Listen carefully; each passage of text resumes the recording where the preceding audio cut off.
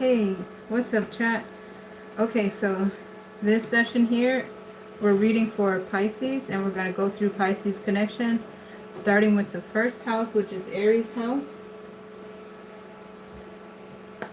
Dear Holy Spirit, please give me a reading for Pisces and Aries, the 12th and first house.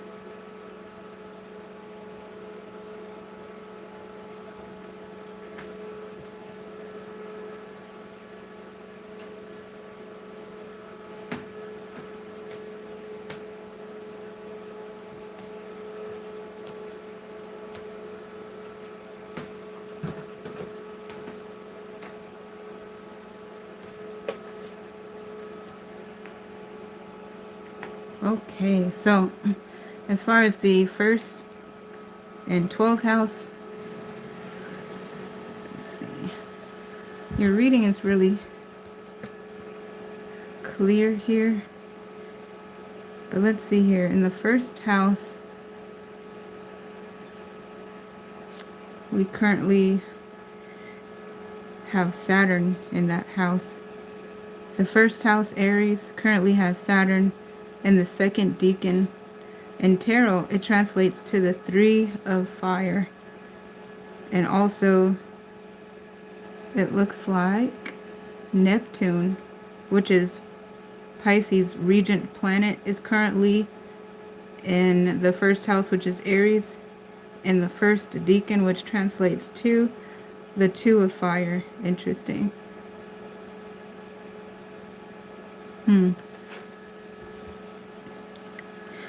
Alright, so, but Pisces,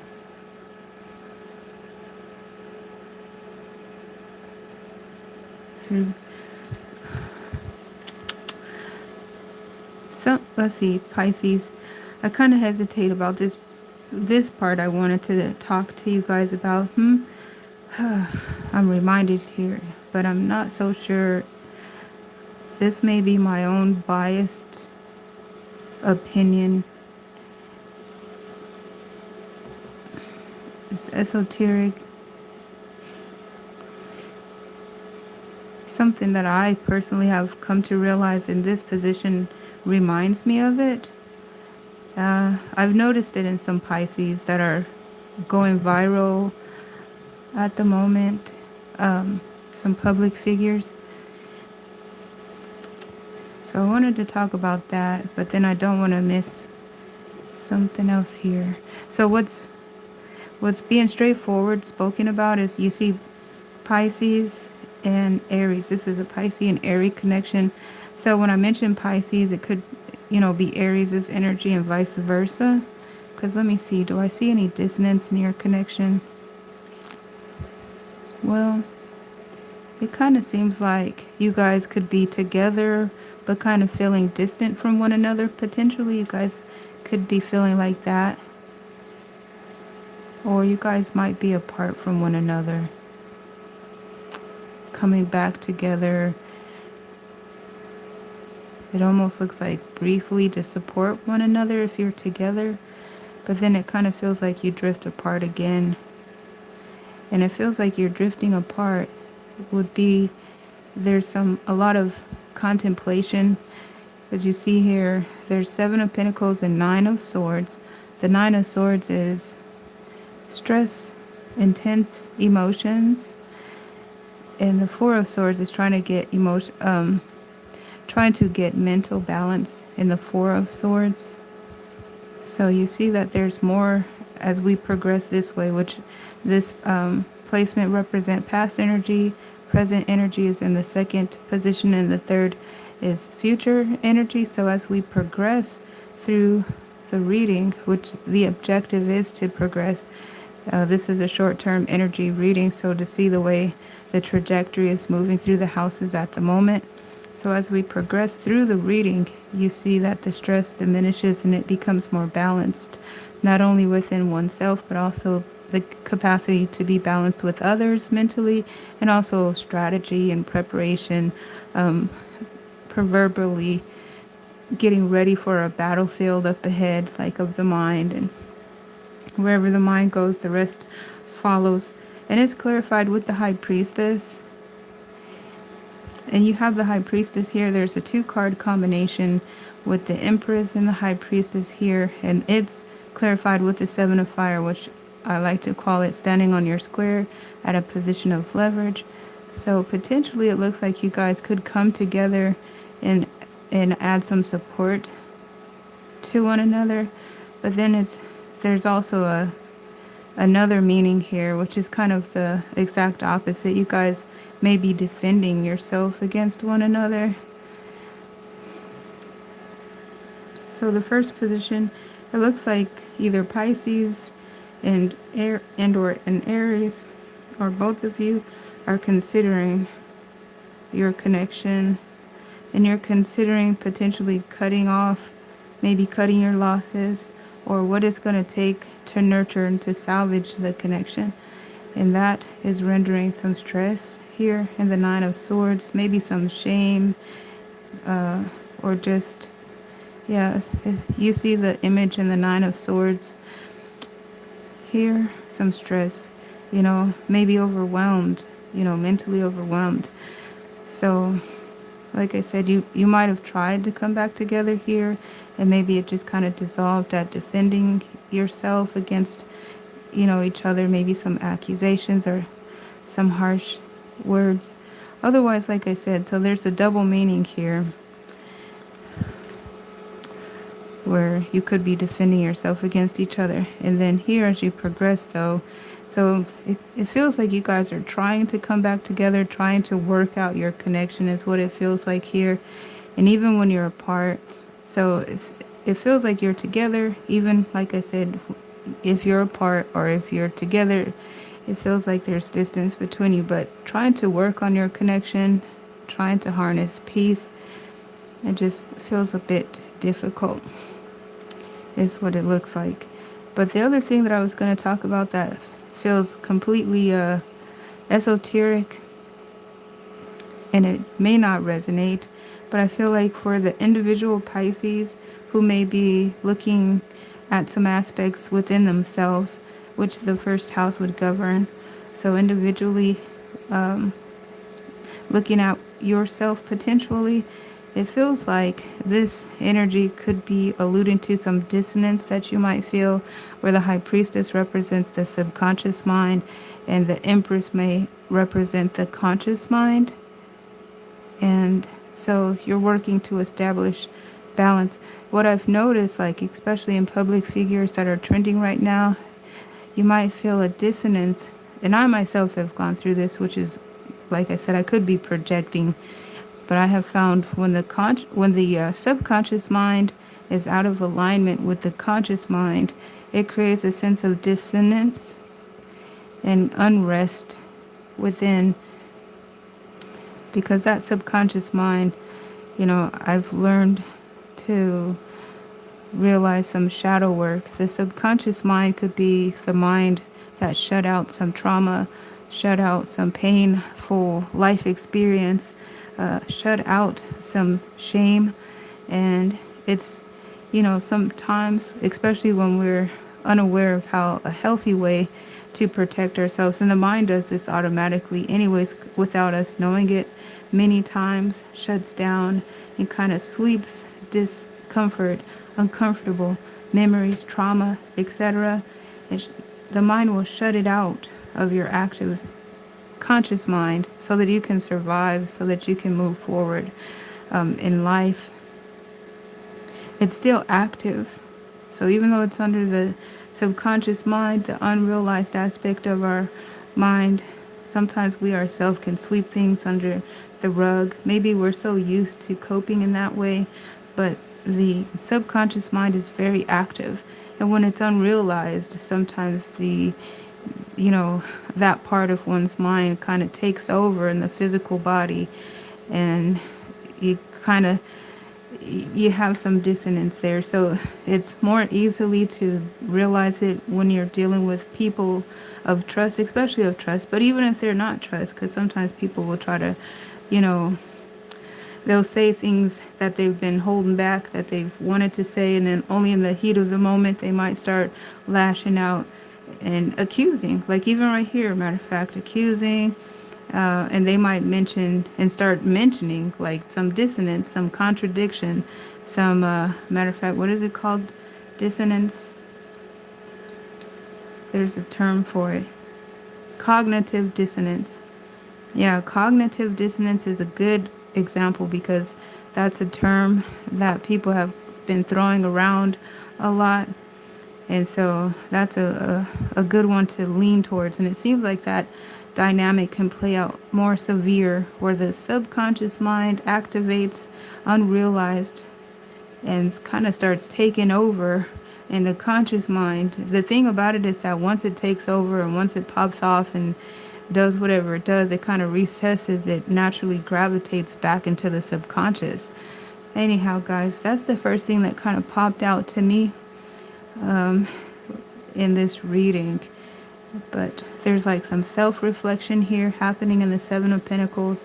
Like I said, it's some stress, like taking each of these swords and putting it into contemplation as if it's the pentacles on this pentacle tree. Swords represent knowledge, information, wisdom, etc. And really figuring it out. And it's overwhelming. It's what it looks like. It's overwhelming. Like this work is not going to be done overnight.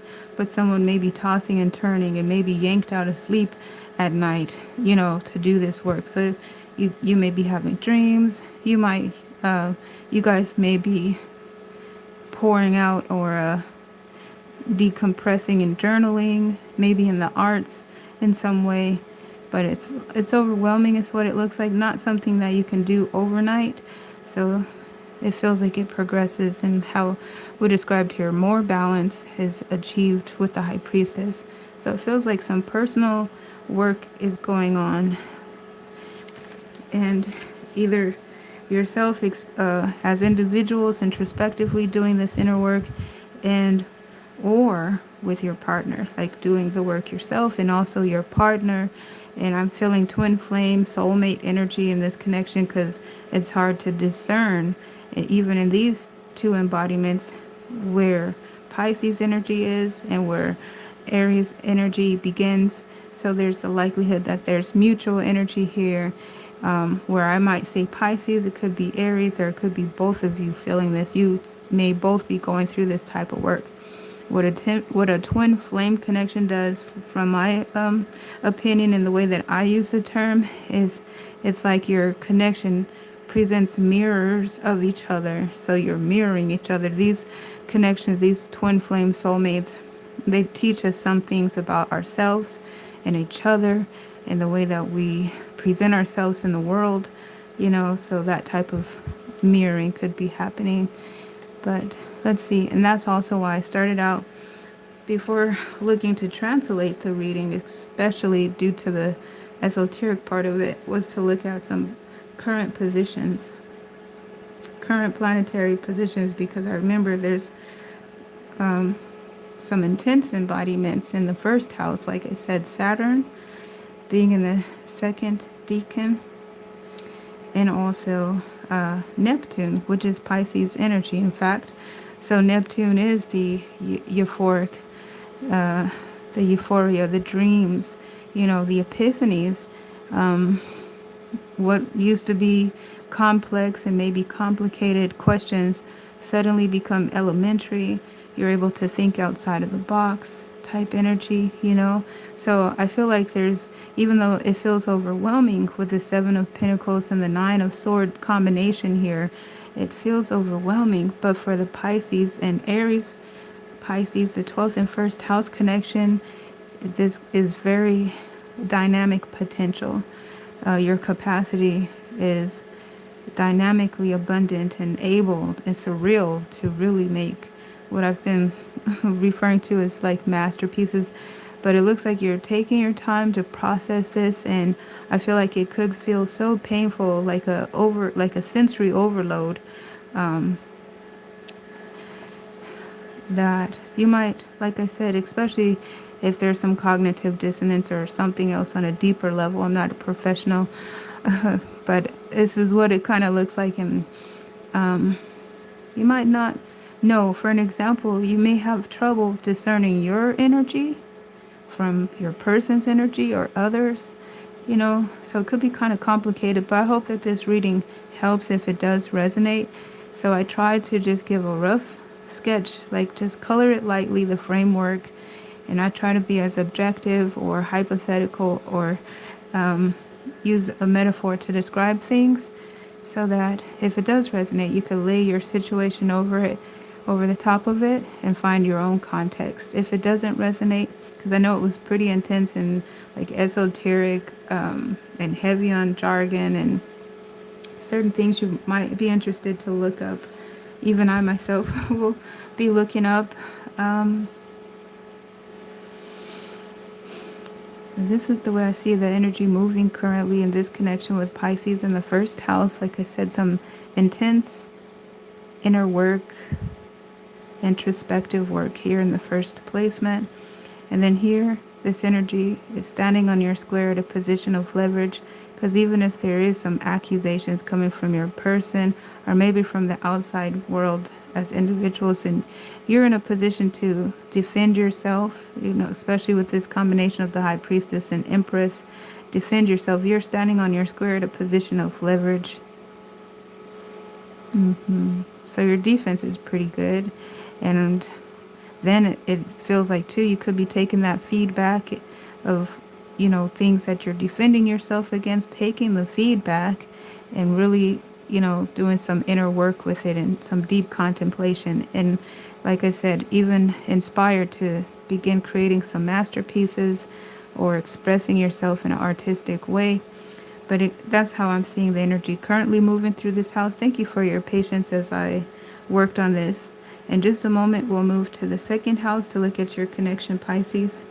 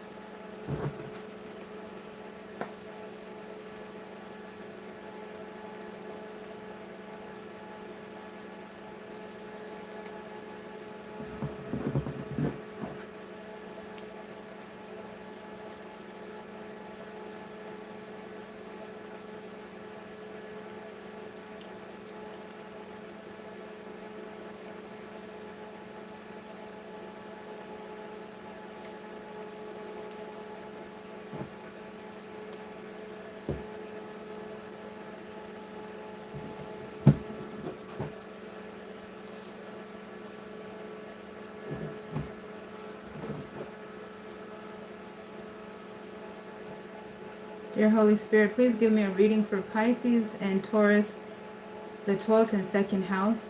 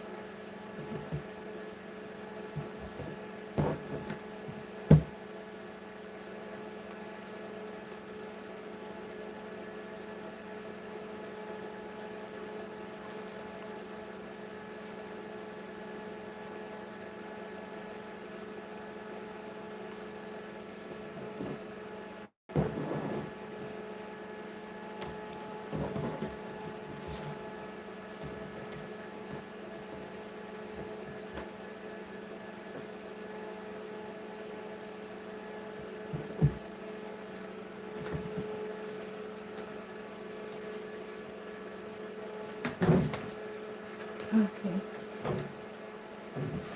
All right. So this one here, I want to go and work on this some more.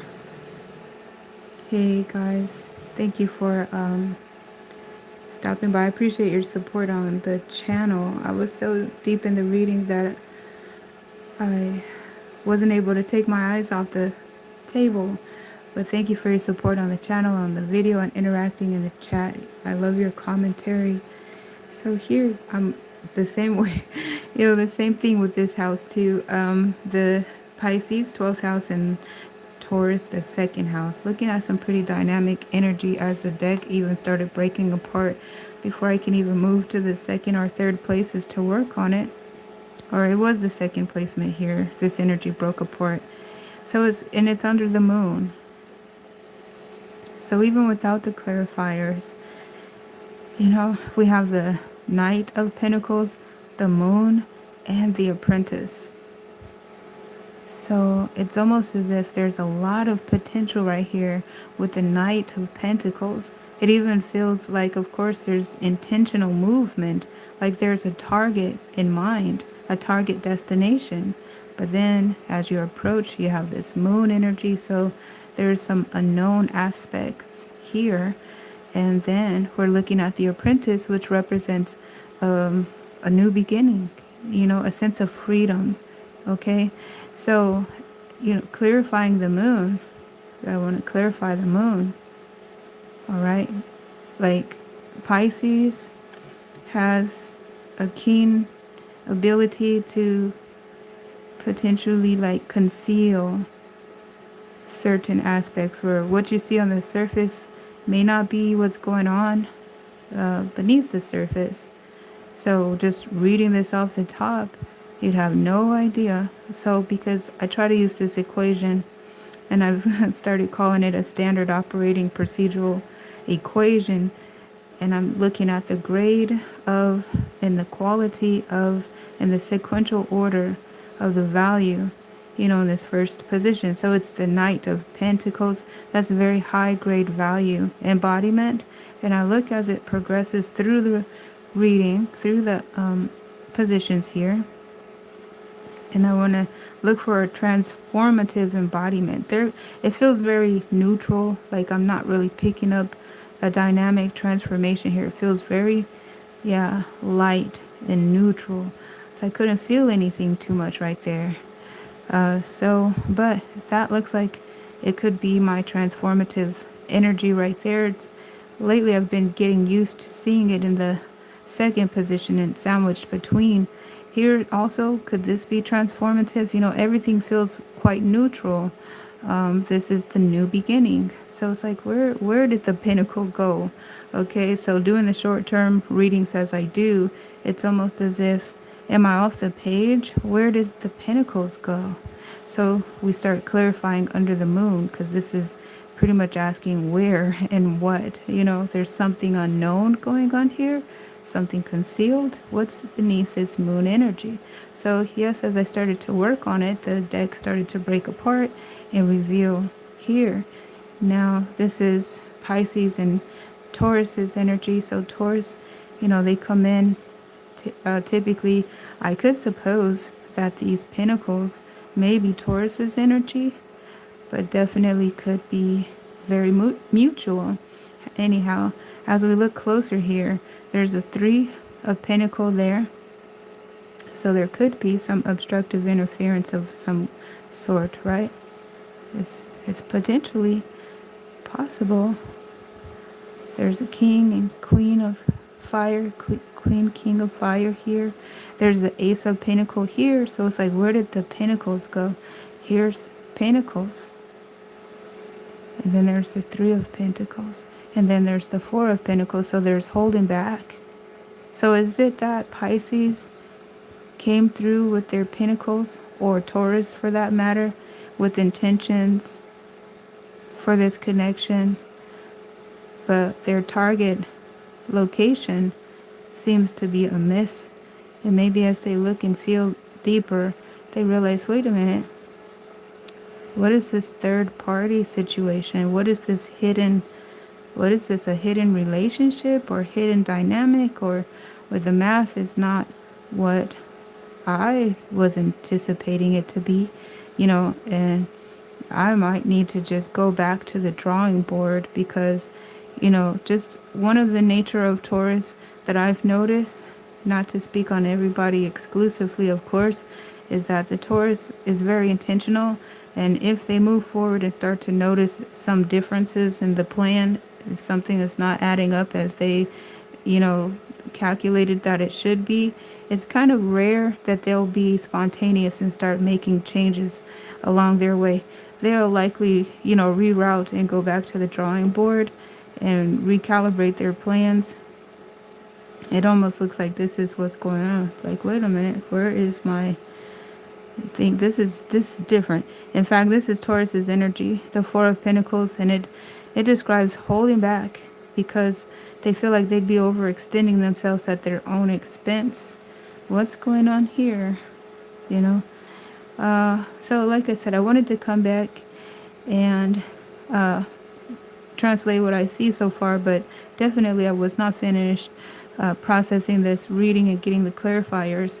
And then you're looking at the 9 of Swords and the 10 of Swords. So it's almost like, oh no, oh man, this is not what I planned. And the 10 of Swords could just be like, oh, that's the end. We got to hold back. This is not what we planned. This is not what we expected. Reroute.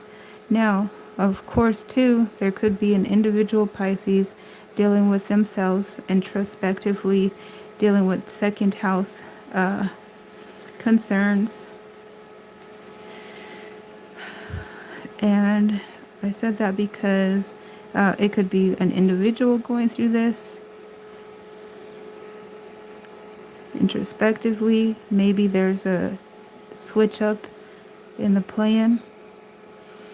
There's different ways to read it. Also, maybe this is the 2 of you moving in sync together in your journey. Maybe there was a switch up in your plans. Maybe you guys hold back and recalibrate. But there's also the possibility too that the 3 of Pentacles are supposed to optimize a situation. Maybe you two, your couple, the 2 of you plan to move your pentacle under moon energy on a need-to-know basis between the 2 of you. Maybe you decided to do something, confidential for your own selves, and maybe you put it into the hands of a professional, for an example, an investor or an investment, for an example, and maybe you two decided not to touch it anymore. That's a possibility. And so it's possible that you're multiplying your pentacles here and even more, and decide not to touch it and to let it go, set it and forget it type energy. And is it that, are you brainstorming? Are you calculating potentials, doing the math, figuring things out? And then here, Yo, the sky is the limit, right? This Ten of Swords could be passion, erotical, X-rated. I don't know. Do you guys celebrate? But it looks, the energy off the table and the illustrations doesn't necessarily look like it, but the embodiment symbolically could, because the king and queen in a Pisces and Taurus connection could indicate passion between the two of you, really intense excitement. And this could be your X-rated, moment of celebration that you're multiplying your pentacles. You guys got something, just the two of you know what's going on. And a new beginning could be. But this guy is the limit, so take it how it may resonate. It could be a third party situation, and somebody might find out that that's actually happening.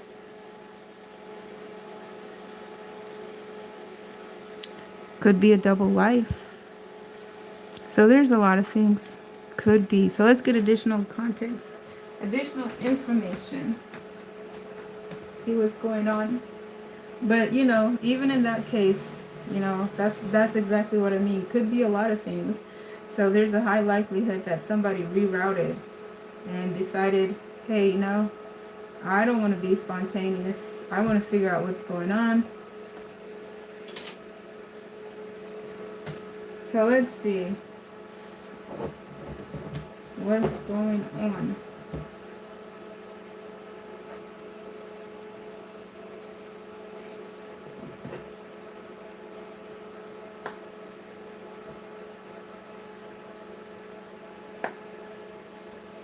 Okay, see guys, Three of Swords. So that points to a third party situation, a heartbreak. But if it's not a third party situation, like a personified, a person meddling, creating obstructive offense, then there could be something that's gone awry that's caused an offense. So, okay, it's leaning towards that translation there with the Three of Swords.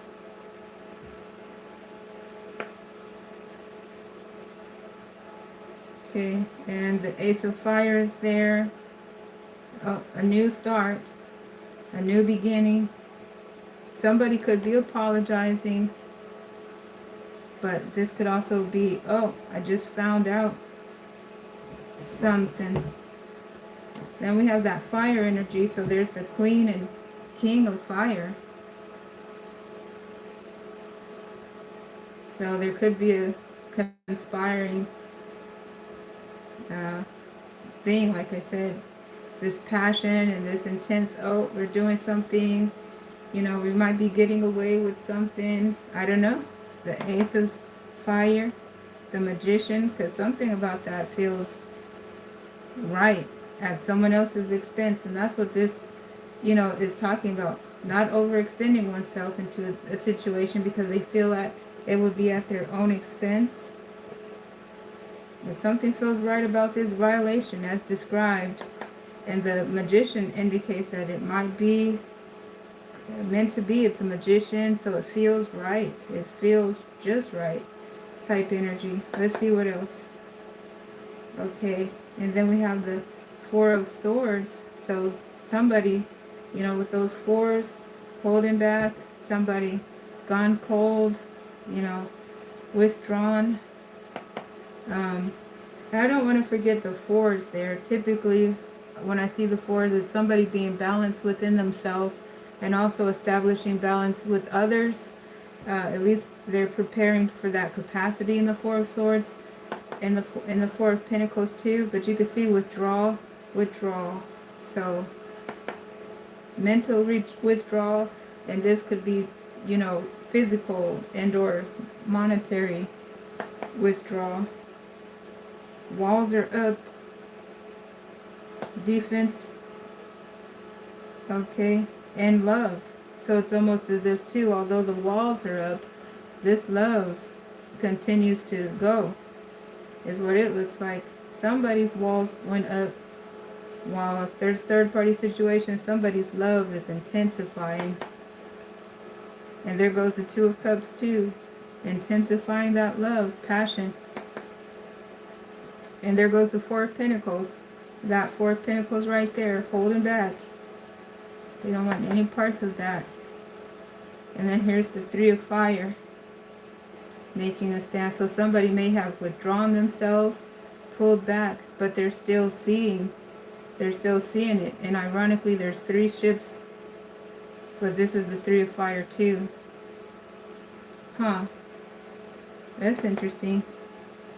The Three of Fire is that a magnetic attraction, standing at the dock of the bay waiting for your ships to come in.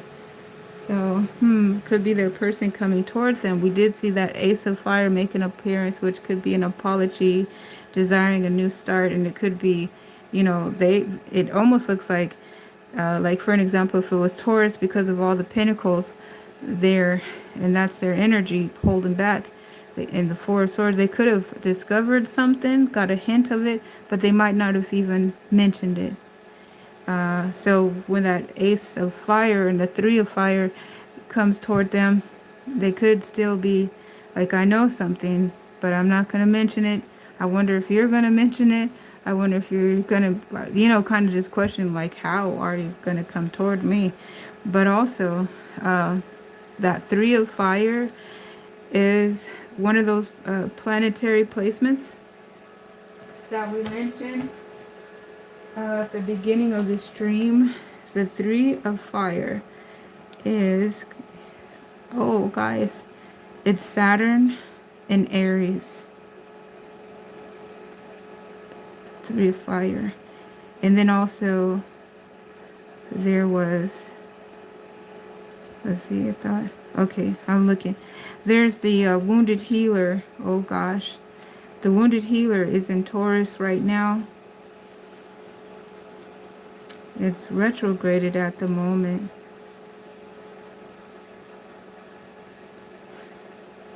But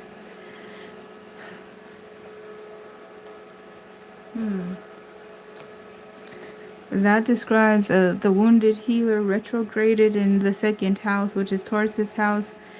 It's talking about intense energy happening. Is catalyzing something within, deeply felt, with the initiative to raise one's values, raise one's boundaries, or standards rather, values and standards. Because there's a realization in the moment of being devalued or, taken for granted, that one needs to raise their value,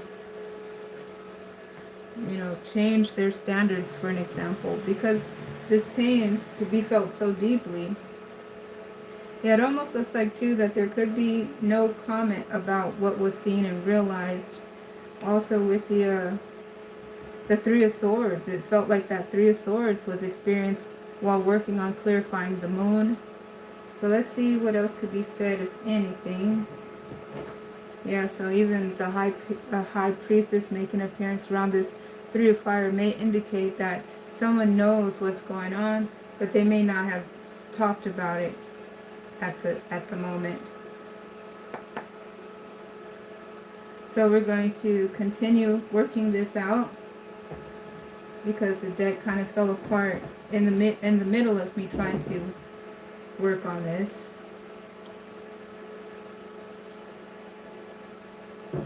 So let's see what else.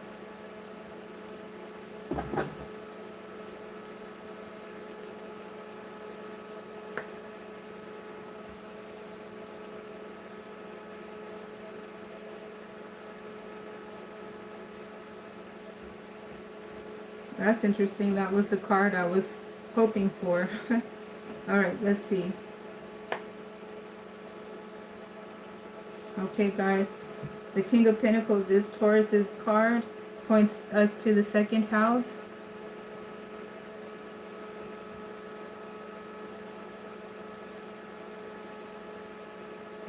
That's interesting.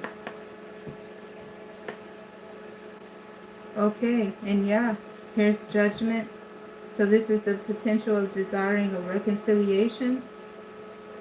but it also is the Judgment card, so it also could embody judgments, you know, about what was seen, what was realized, what was intended to be concealed, and showing judgment in regard to that, clarifying this apprentice, this release, this new beginning.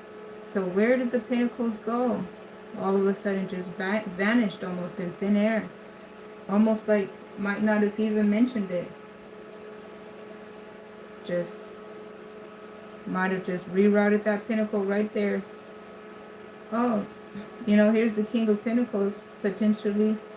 And then like I said, you know, when it's Tauruses that's being mentioned, and maybe that's actually Pisces story, but that's indication that there could be twin flame soulmate because of the mirroring, you know. But because I was about to say, the Knight of Pentacles might have said, hey boss, you know, I know you told me to hit this destination, but it's not there anymore, or there's moon energy.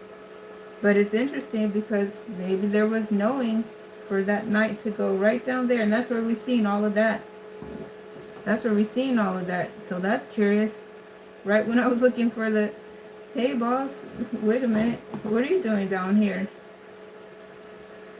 And that's when we seen all the action in all these pentacles, and it looked like they was having a good time down here. And here's the reconciliation. So that's interesting.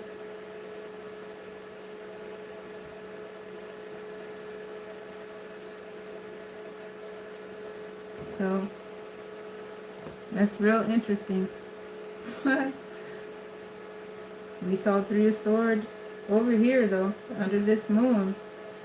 But it could have been like, hey boss, you told us to, you know, this was our location. What are you doing here? Yeah. This is not supposed to be.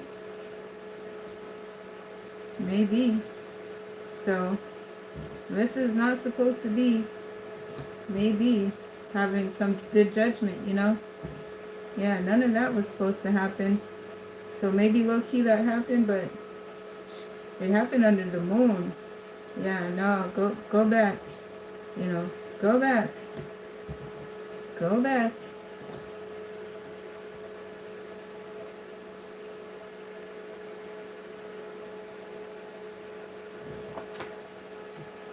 Interesting. Nine of Swords. Yeah. What's going on here? Yeah, go back. Good grief.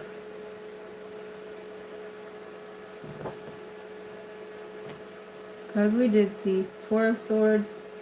We saw Four of Pentacles. That's holding back.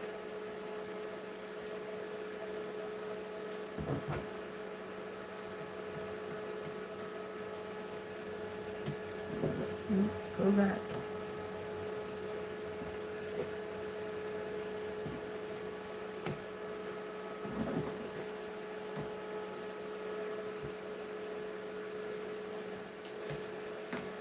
Well, there was also a second house reading here in the generals where it looked like Taurus was planning something secret for their lover, and Taurus was disappointed. They were going to surprise their lover. They may have tested their lovers, how the storyline went. And based on what they found out, they were very disappointed and changed their plans, changed their course. In some cases, it looks like a surprise that they never launched. They didn't release it. They found out some information about their person and rerouted those plans. So, it looks like that could be a potential resonant reading with the 12th and 2nd house.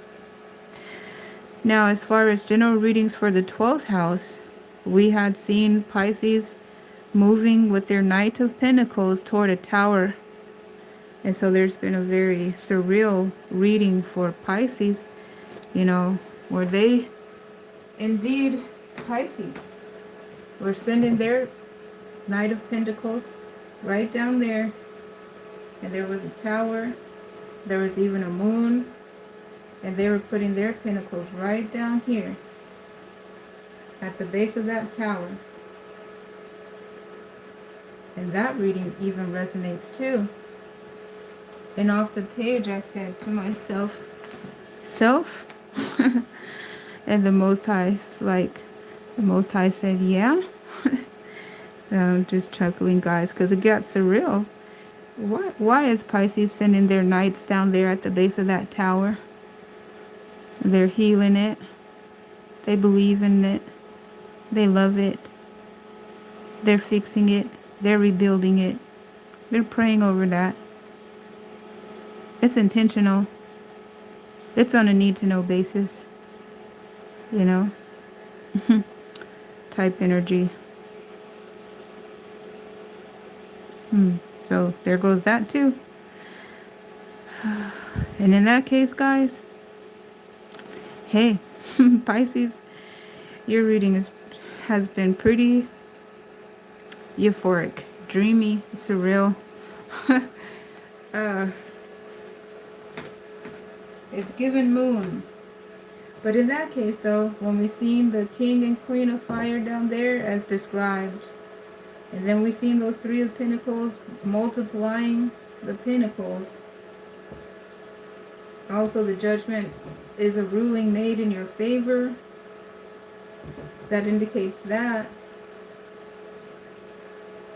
for all we know, you guys are planning something. Maybe it's secret, again, eloping or personal between y'all. And you together could be planning something. Or your person could be planning to surprise you. And those three of pentacles could have been something like, you know, wedding planners, engagement, party, you know, specialists.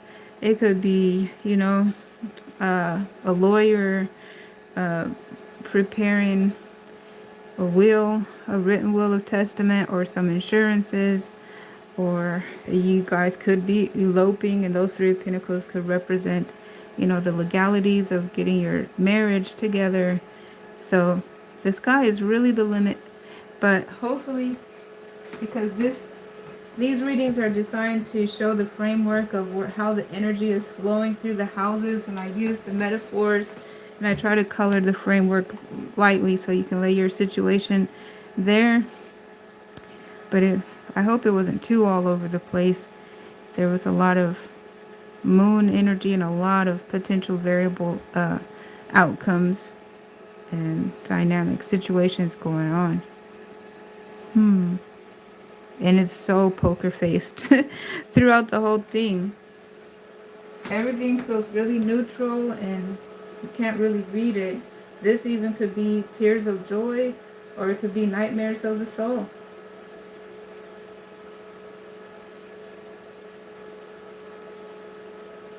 So let's see, without any of the, I'm just looking at it some more off the page, what is being said.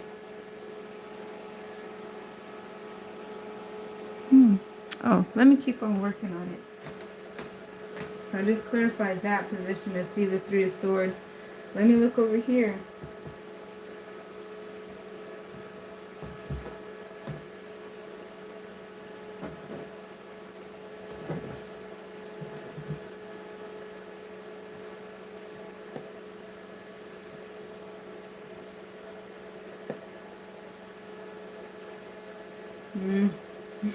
It's given Eight of Swords.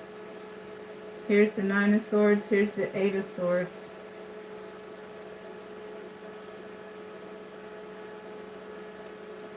Unfinished business. Soul ties. Entanglements.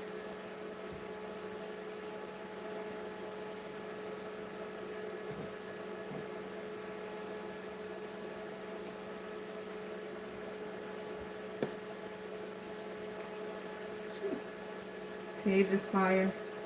That's just movement, moving. That's a new beginning as described. Yeah, very poker face.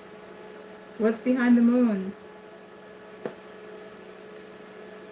The Empress. King of Pentacles and Empress. Sheesh. Why are the Nine of Swords here? Jeez. Getting the Nine of Swords to clarify the Nine of Swords.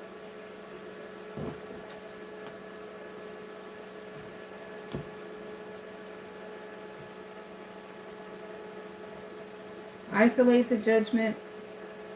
Why is the Judgment here?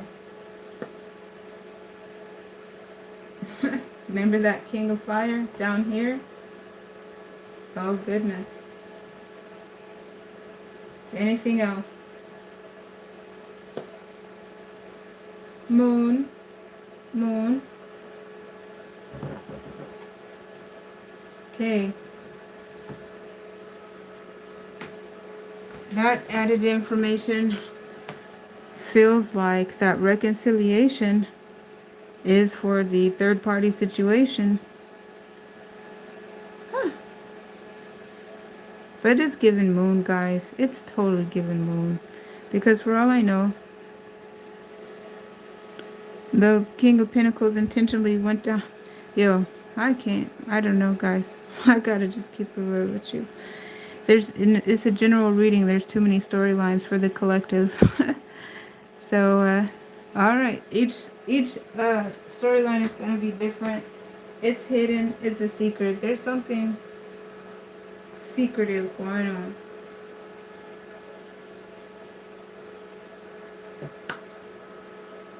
Oh, well, let me try to pull another spread.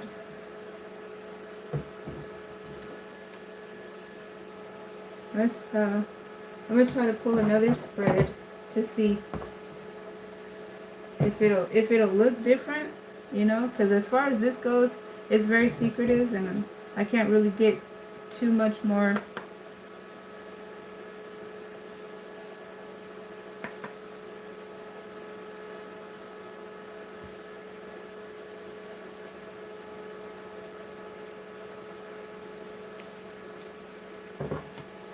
I feel like it's intentionally secretive, and that's the message. It's on a case-by-case scenario is what it feels like. So let's see. Let's pull another spread and see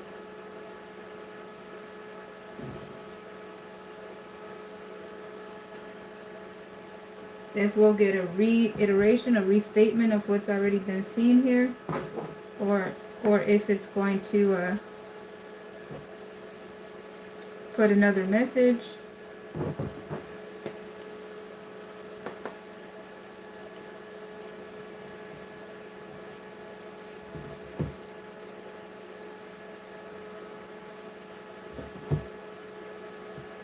But it's almost given a third party situation and they're reconciling together. Huh.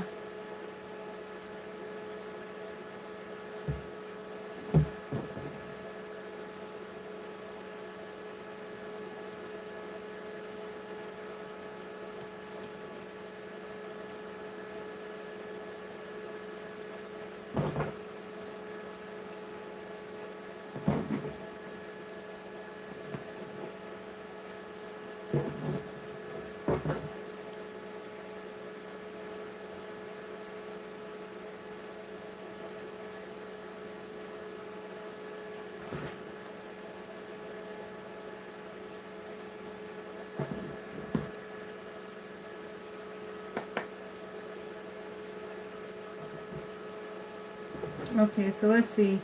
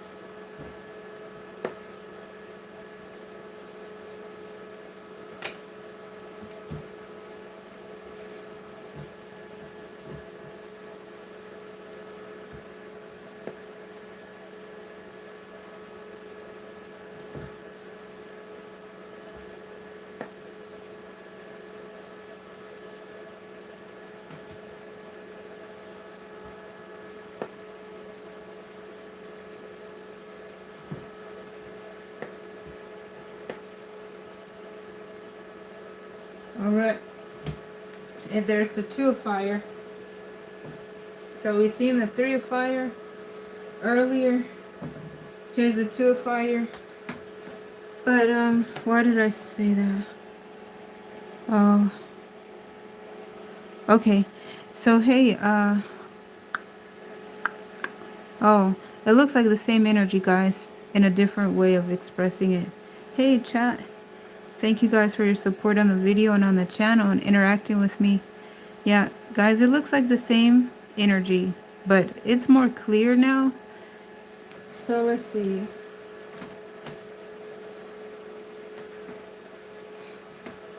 It's more clear, especially because the 7 of Swords is on the table.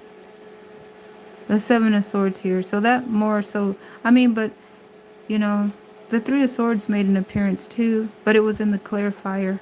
But yeah, guys, that was the heartbreak with the heart with the swords in it, the 3 of Swords.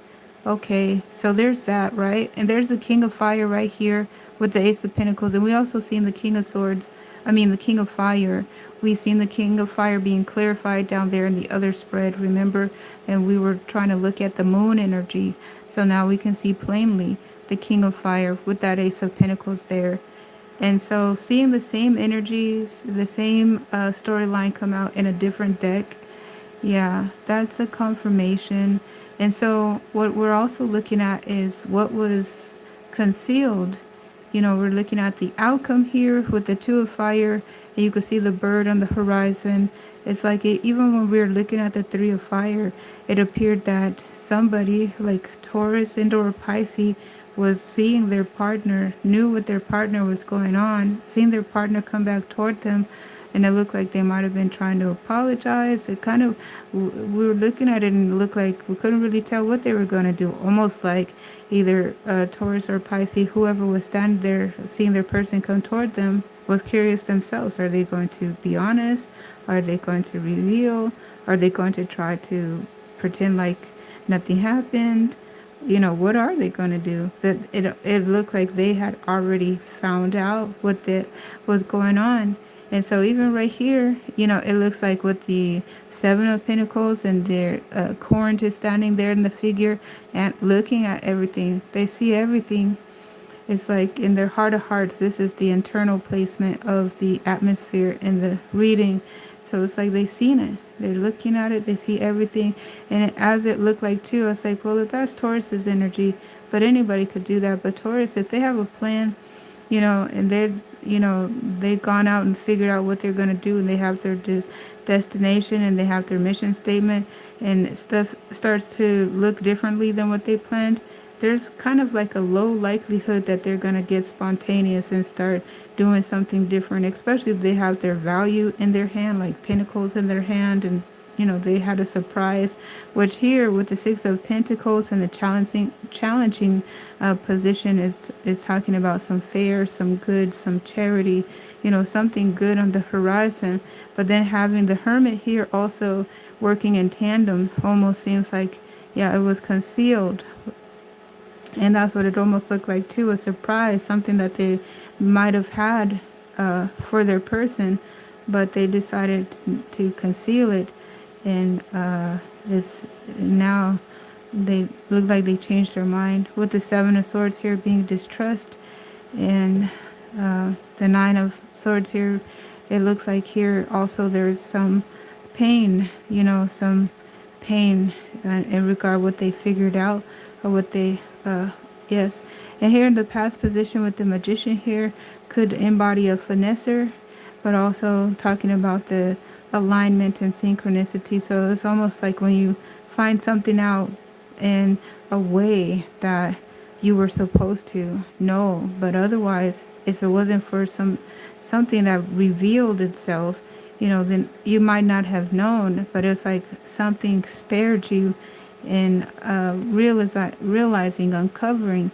And then here we have the world grounding this reading here. This is indicating life lessons learned on a previous chapter, ups and downs, and you know, trials and tribulations rendered golden nuggets of learning opportunities and mastering the lessons from that chapter. So we had seen in the previous spread that the apprentice was there embodying, they're setting themselves free and they're moving into a new beginning. So this world card also is indication of mastering lessons from the previous chapter, learning those and ascending in their karmic chapter, moving toward a new beginning. So this is what is being etched out here. I feel like confirms and restates what we've seen and also reiterates. This Knight of Swords represents intelligence and communication, knowledge type energy, but it feels like there was movement because we've seen the Knight of Pentacles, which also indicates movement. And so movement towards this King of Fire with this Ace of Pentacles, a realization of the truth in the inner part of the heart area, looking at what's going on.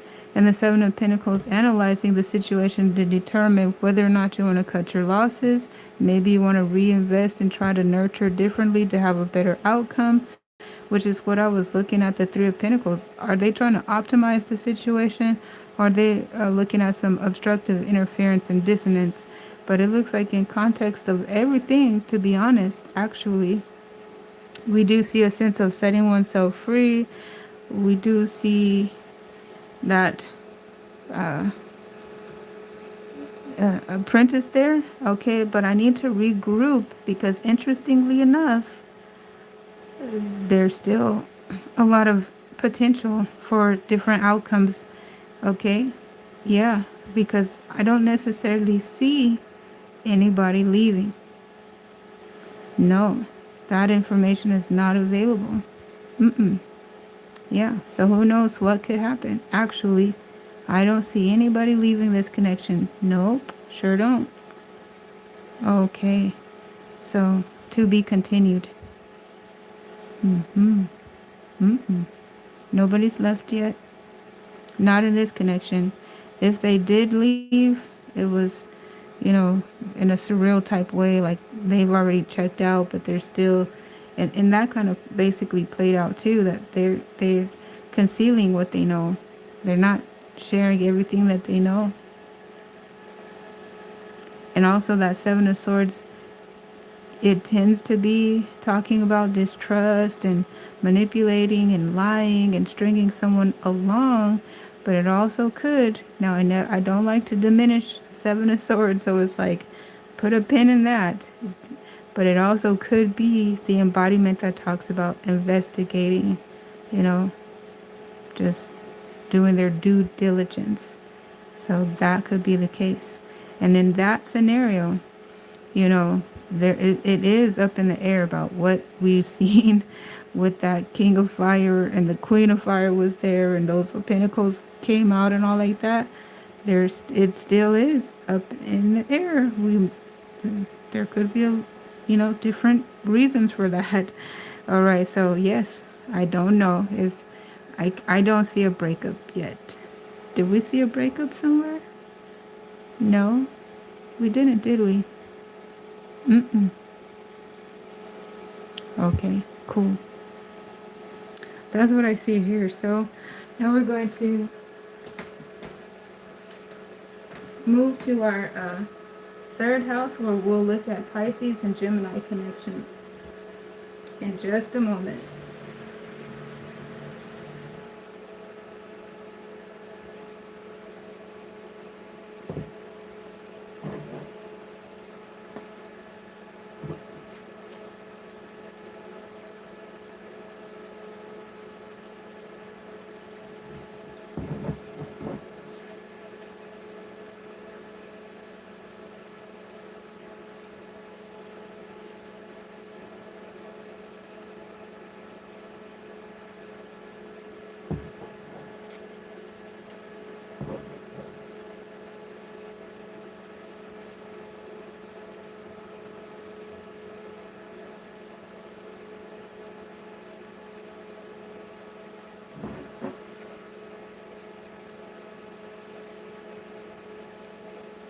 And you know what, too? What's interesting, what resonates about that?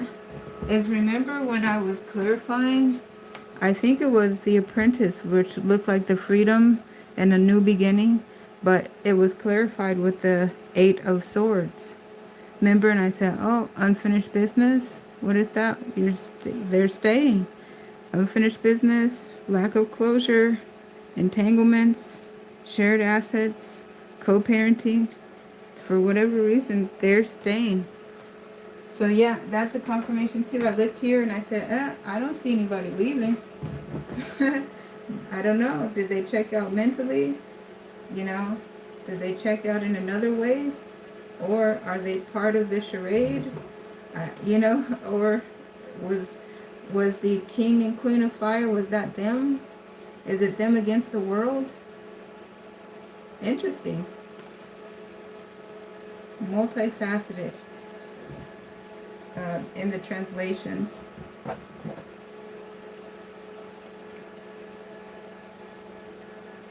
Huh. Okay. Well,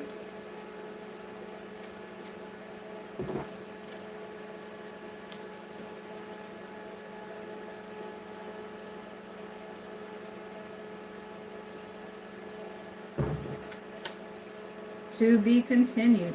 You know what? It reminds me of my disclaimer though. I do short-term energy readings. Because I was just thinking to myself, you know, occasionally it happens, but more often than not I'm able to see, but occasionally I'm not able to see. And I was thinking, why wasn't I able to see? I was thinking to myself, and then I remembered, oh, well, yes, I do the short-term energy readings intentionally so that there's room for prayer, intercession, adjustments, and I try to vaguely color the framework so that you, the collective, can put your scenario there. And if it resonates, if it doesn't resonate, thank you for kindly disregarding it. But if it does resonate and you're like, oh, and it's, you know, inspires something, leaving room for prayer, intercession, uh, adjustments, and then it points back to the 12th house reading. We were seeing Pisces intentionally putting their pinnacles right there where the tower was. And it was an interesting reading in the 12th house for Pisces. Some during the general readings, during those daily readings, how I was really amused how surreal and almost dreamlike it was when Pisces made that appearance and the collective was putting their pinnacles under the tower and under the moon. And then I think it was today, in today's 12th house reading, there was actually a tower. My memory, I could be a little bit off about that. But anyhow, guys, we'll go ahead and move to the 3rd house. My memory isn't good, but if you go back to the reading for the 12th house in the generals, you may see that. But to be continued. We'll be back to update. So let's see. Pisces in the 3rd house, Gemini's house. Dear Holy Spirit, please give me a reading for Pisces and Gemini, the 3rd and 12th house. Ooh, here we go.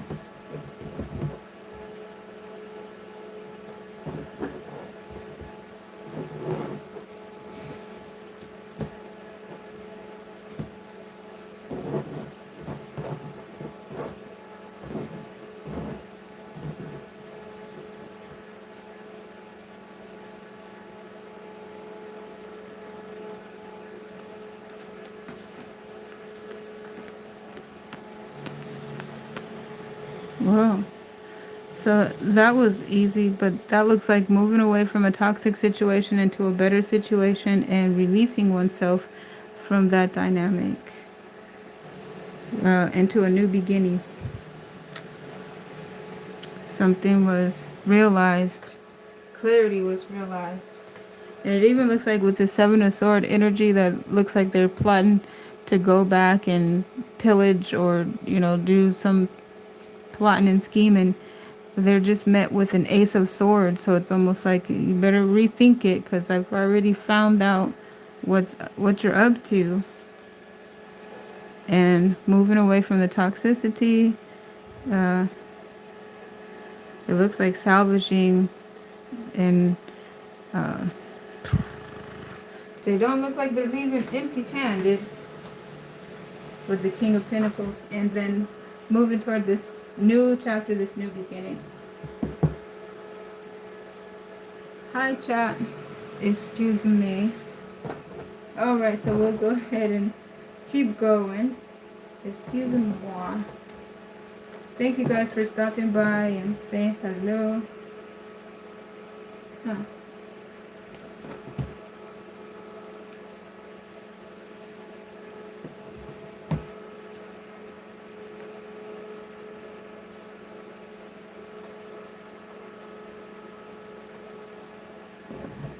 Very, very interesting.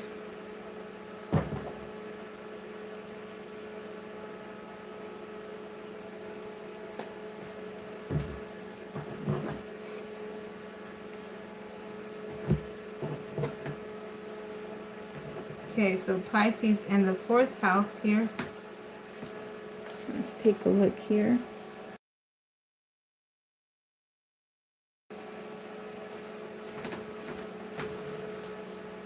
Dear Holy Spirit, please give me a reading for Pisces in the 4th house, aka Pisces and Cancer connection. Oh, here we go. Again.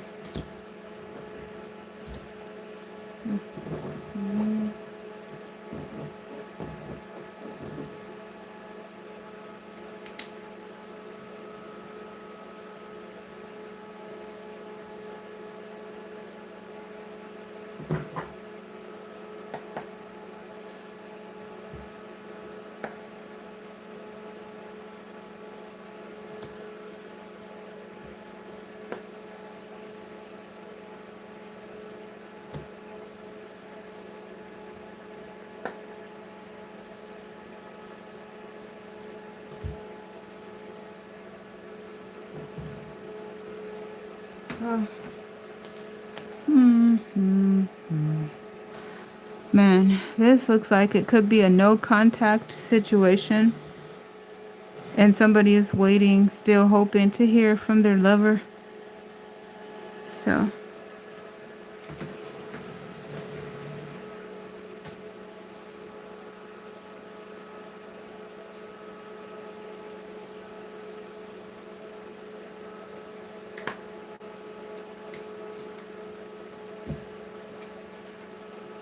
I'm gonna work to get some more information about that, okay? Because it looks like somebody is waiting, hoping to hear back, and it looks like no contact, and it looks like Cancer's energy came on the stage, but it could be Pisces. The Chariot came out to clarify the Apprentice, so it suggests they're moving on out of the connection. It looks like too they found something out, put walls up, maybe blocked. But then we're looking at somebody who is not moved on and trying to heal.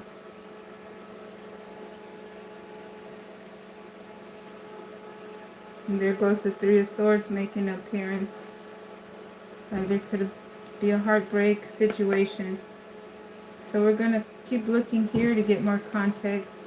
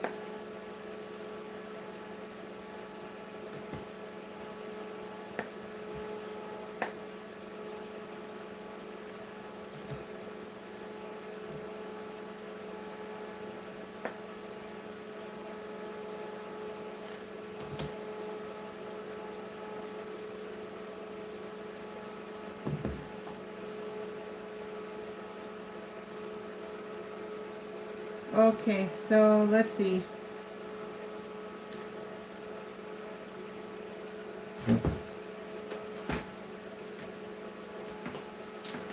Yeah, so so I'm using a different deck and getting a lot of the similar cards on the stage, but here gives us some additional information. So yes, the Three of Swords is on the stage. So there is a heartbreak situation, and the Four of Fire is here as the outcome. So it does look like there's no contact at the moment. There is a desire to want to reconcile, and it does look like in some cases there's a family here. If not, you know, that the connection here, somebody feels very strongly about it. This is a good connection. The Ten of Pentacles and the Page of Pentacles. Looks like you guys really had a good relationship, abundance, you know, between the two of you. Looks like you're a power couple.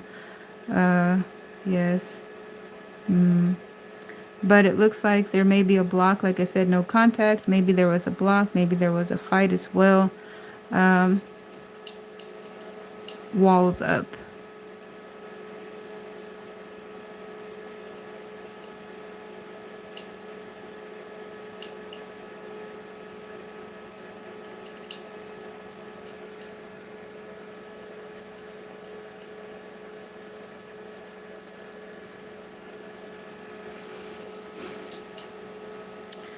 And it looks like there's been emotional detachment.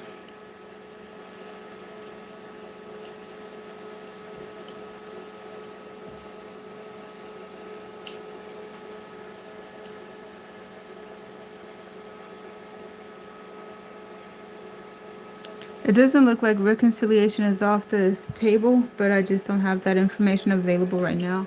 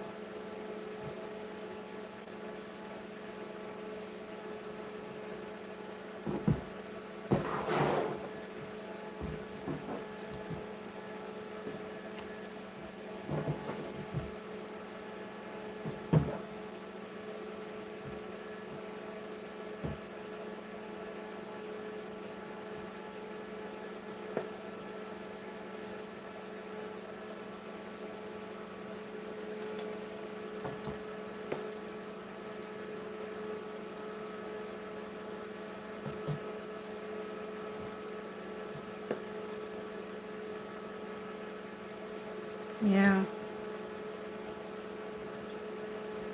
Yeah, it looked like there was potential for reconciliation, or at least an attempt, but it felt like the timing was the issue.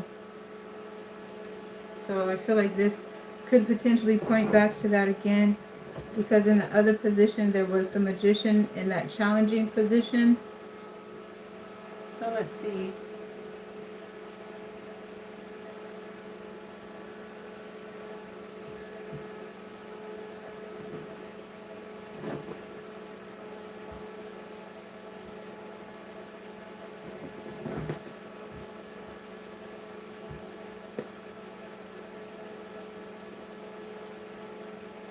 Yeah, I feel like it. So yeah. Okay, so this is to be continued because there's a timing. It feels like there's potential for reconciliation. There's a timing issue. So like it almost looks like your person is healing. You know, we've seen the three of swords, the four of swords, here's the five of swords. So it almost feels like the healing is kind of progressing a little bit slow. You know, everything is relatively speaking. Like today I was looking at healing and for some other signs, and the healing was moving fast. So like this is a slower rate of healing than what I've been seeing today, or yesterday. So it looks like your person is progressively healing a little bit slow before the timing, uh, but it's all relative. So I don't want to harness on that. But it looks like there's potential because this talks about waiting. This talks about timing. And there was a high desire. It looked like there was a lot of potential. There's a lot of reasons to come back and try to work things out.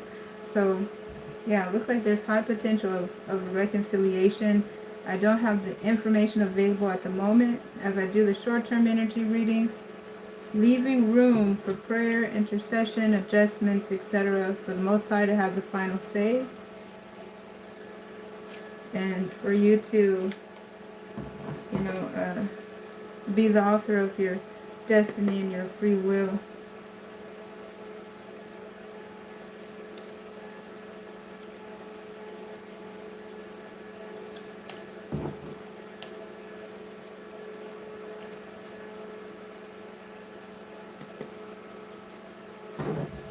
Okay, so now we're going to look at Pisces and Leo connections, the fifth house.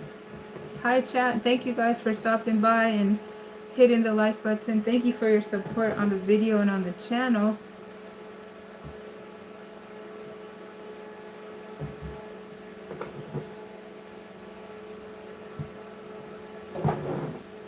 Dear Holy Spirit, please give me a reading for Pisces in the fifth house.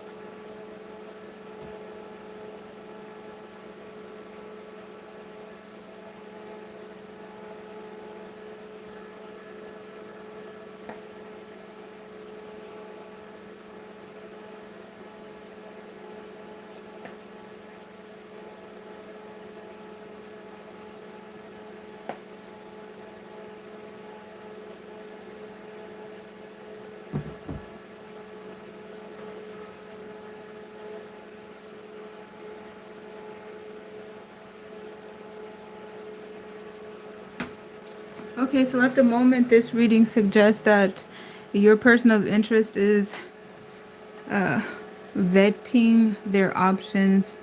It looks like they, especially in the case that your person is masculine, but it's all energy specific, not gender specific.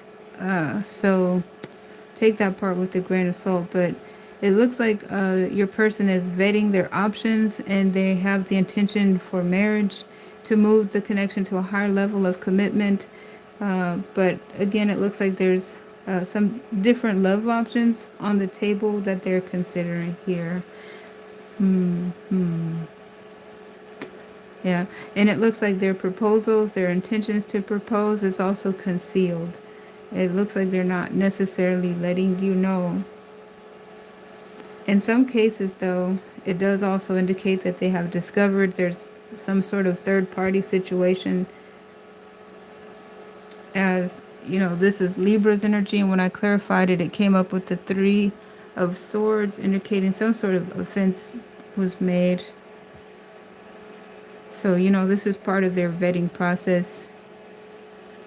They're not openly, in some cases, they're not openly revealing that they're dating with intentions to marry. They're dating with intentions, looking for a connection that has longevity.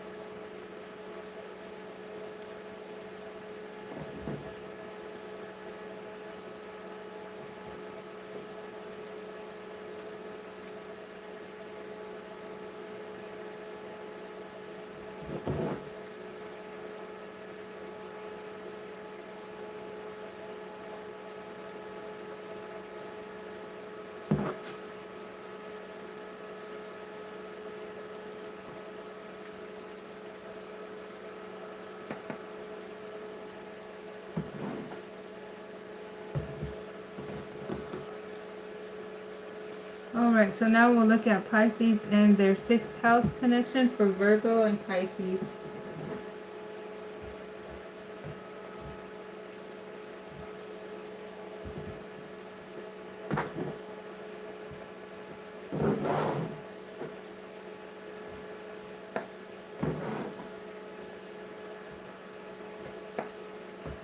Dear Holy Spirit, please give me a reading for Virgo and Pisces, the 12th and 6th house.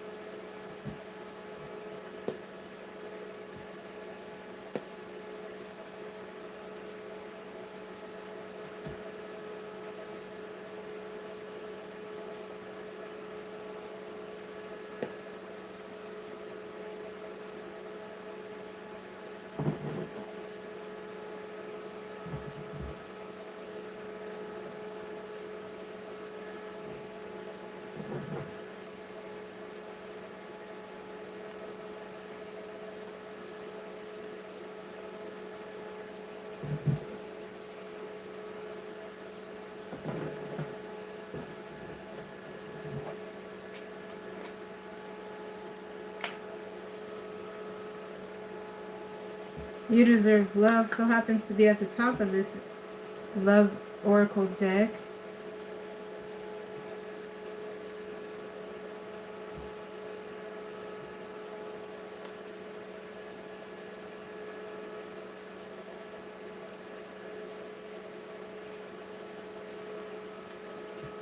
Forgiving and learning, new love, let go of control issues, you deserve love. Forgiving and learning.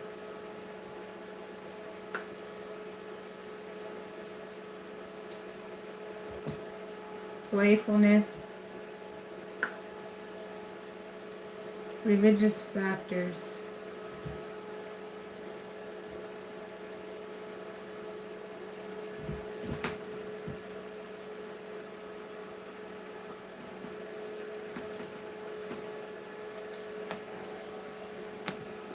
Hey chat, so hi everybody. Thank you guys for stopping by.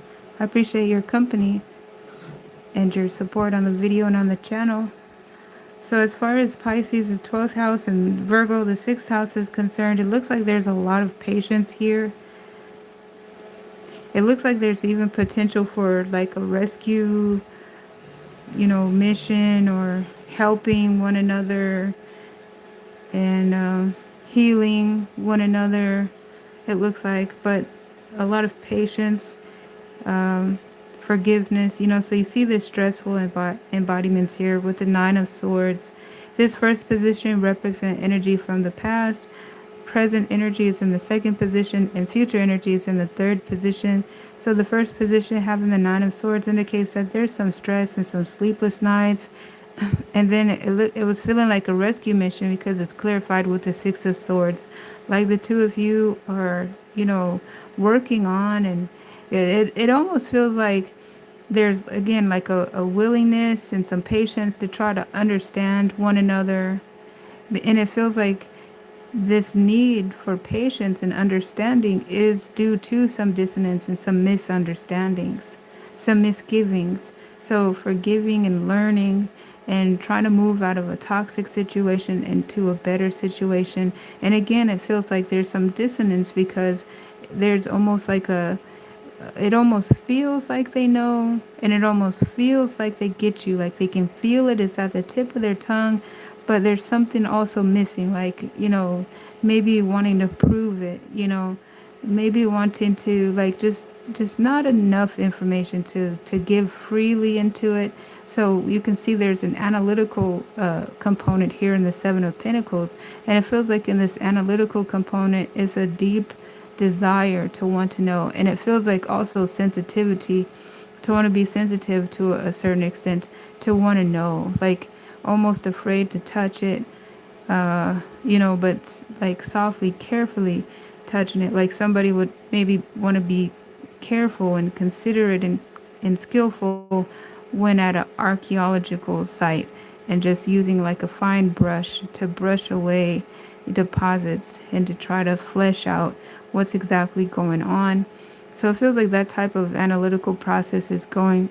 And in the meantime, there's also flirtations going on. And so that's being clarified with playfulness, and like playfully or carefully trying to uncover what's happening as well. Empathetically, try not to disturb, but also it's a sensitive matter. So not wanting to be obtuse or ignore, So, and it feels like too, this carefulness and this consideration is clarified with religious factors.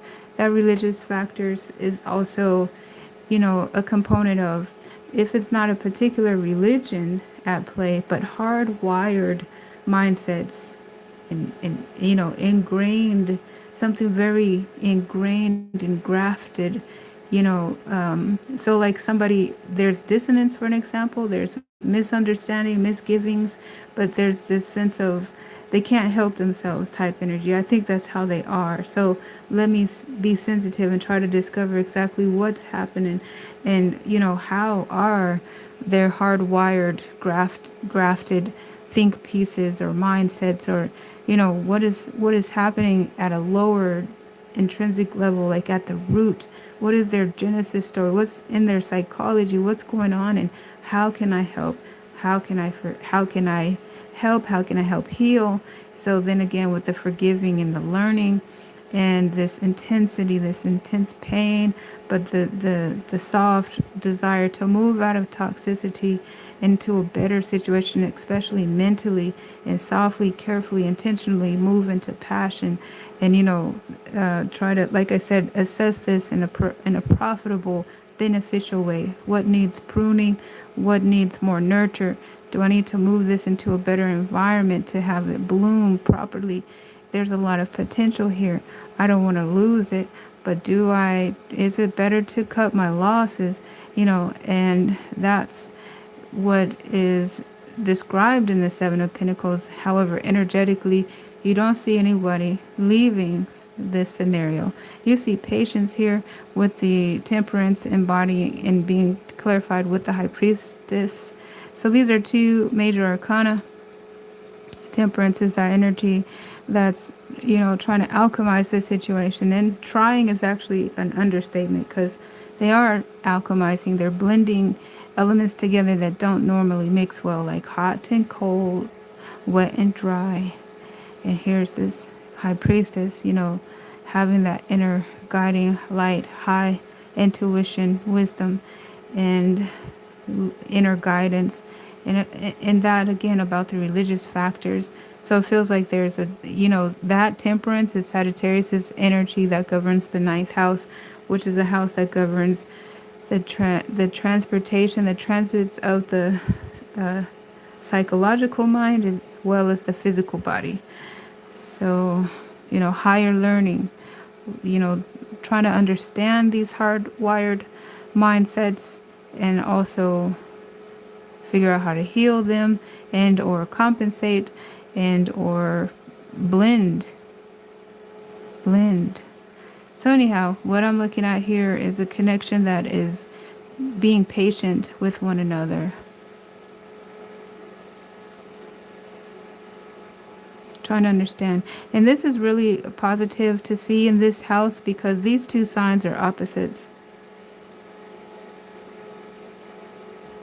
So yeah, I was trying to figure out where's the dissonance and why is there so much intensity and carefulness and about them trying to understand each other. I was feeling it before I realized, oh yeah, Virgo and Pisces are on the opposite side of the chart. So there's our automatically intrinsic differences.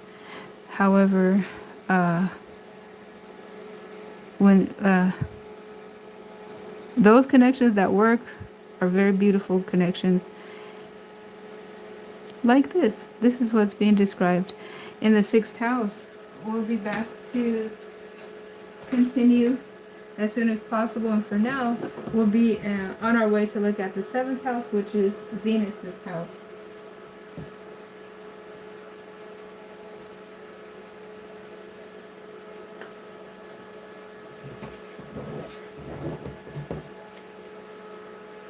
All right. So, forgiving and learning. You deserve love. Forgiving and learning. Let your friends help you.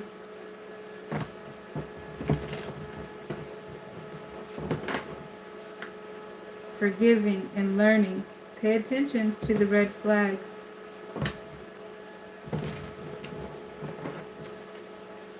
Forgiving and learning. Worth waiting for.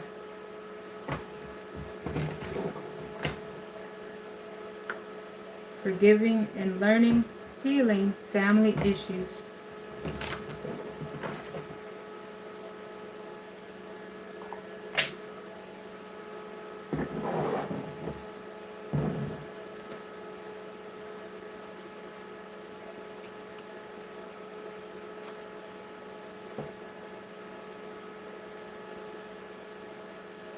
And the Temperance there.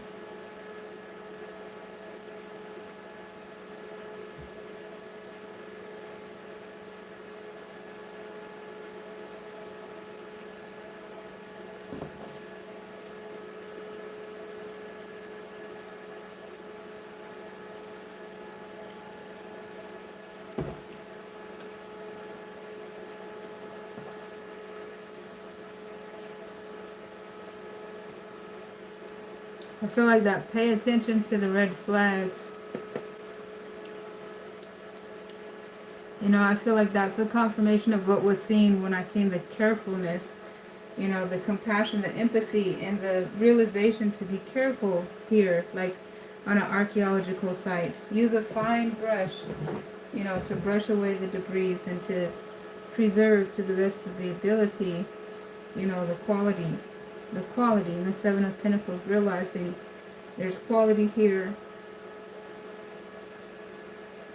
there's care, compassion.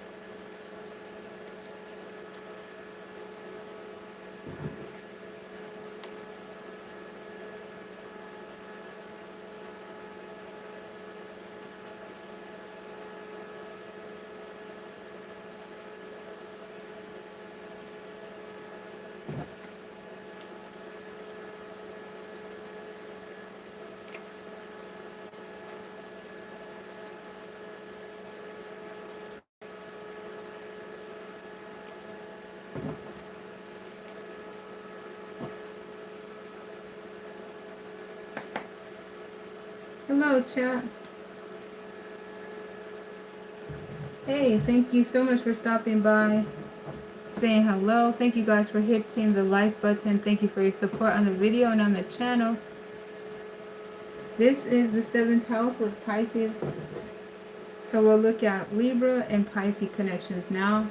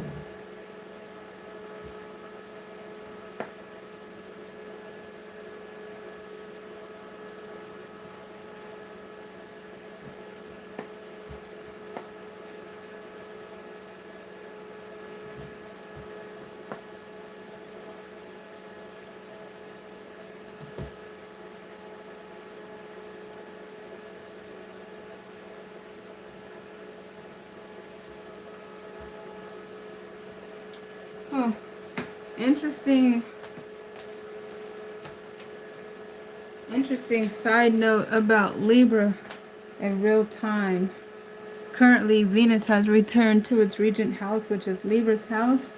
And Venus is currently in the 2nd decan of Libra, which is the 3 of Swords. So that's interesting that that's in real time, according to astrological placements. It is in the 3rd, let's see here. No, I said 2nd decan. It will be in the 3rd decan pretty soon, because it's currently at 19 degrees. The last I checked was just a couple of hours ago. But 19 degrees, so when it hits 20 degrees, that'll be in the 3rd decan. 1st decan is between 1 and 10.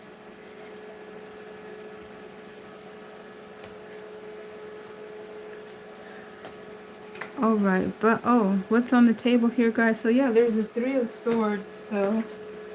So even the 5 of Swords here indicates some dissonance. So it looks like this connection could likely be out of contact right now, like a no contact. And one of you may have tried to reach out to the other recently, if you haven't yet. But it appears that that correspondence, that attempt to reach out, was blocked. It was blocked. Something about it appears blocked. And also, it appears to be a light block. Okay, so there could have been contact, but it appears that it wasn't quite the contact that resonated between the two of you. And it feels like there could have been some harsh words. But as far as the harshness of the words, not necessarily, but something wasn't landing. But the reason I say that too is because the 5 of Swords, if they're in the upright, that's a win at all cost mentality versus choose your battles mentality.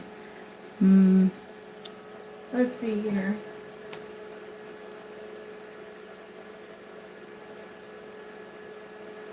Interestingly enough, Pluto is currently in Aquarius, retrograded, I think Pluto has an association with Pisces.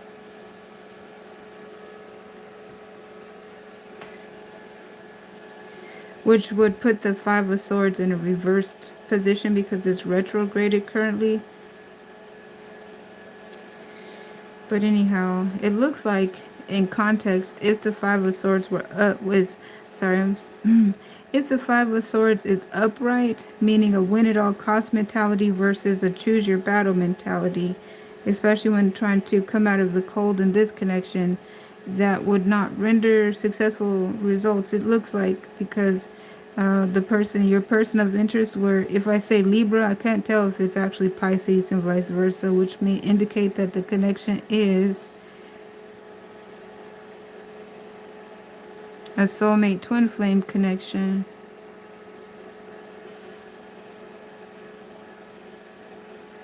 Let's see.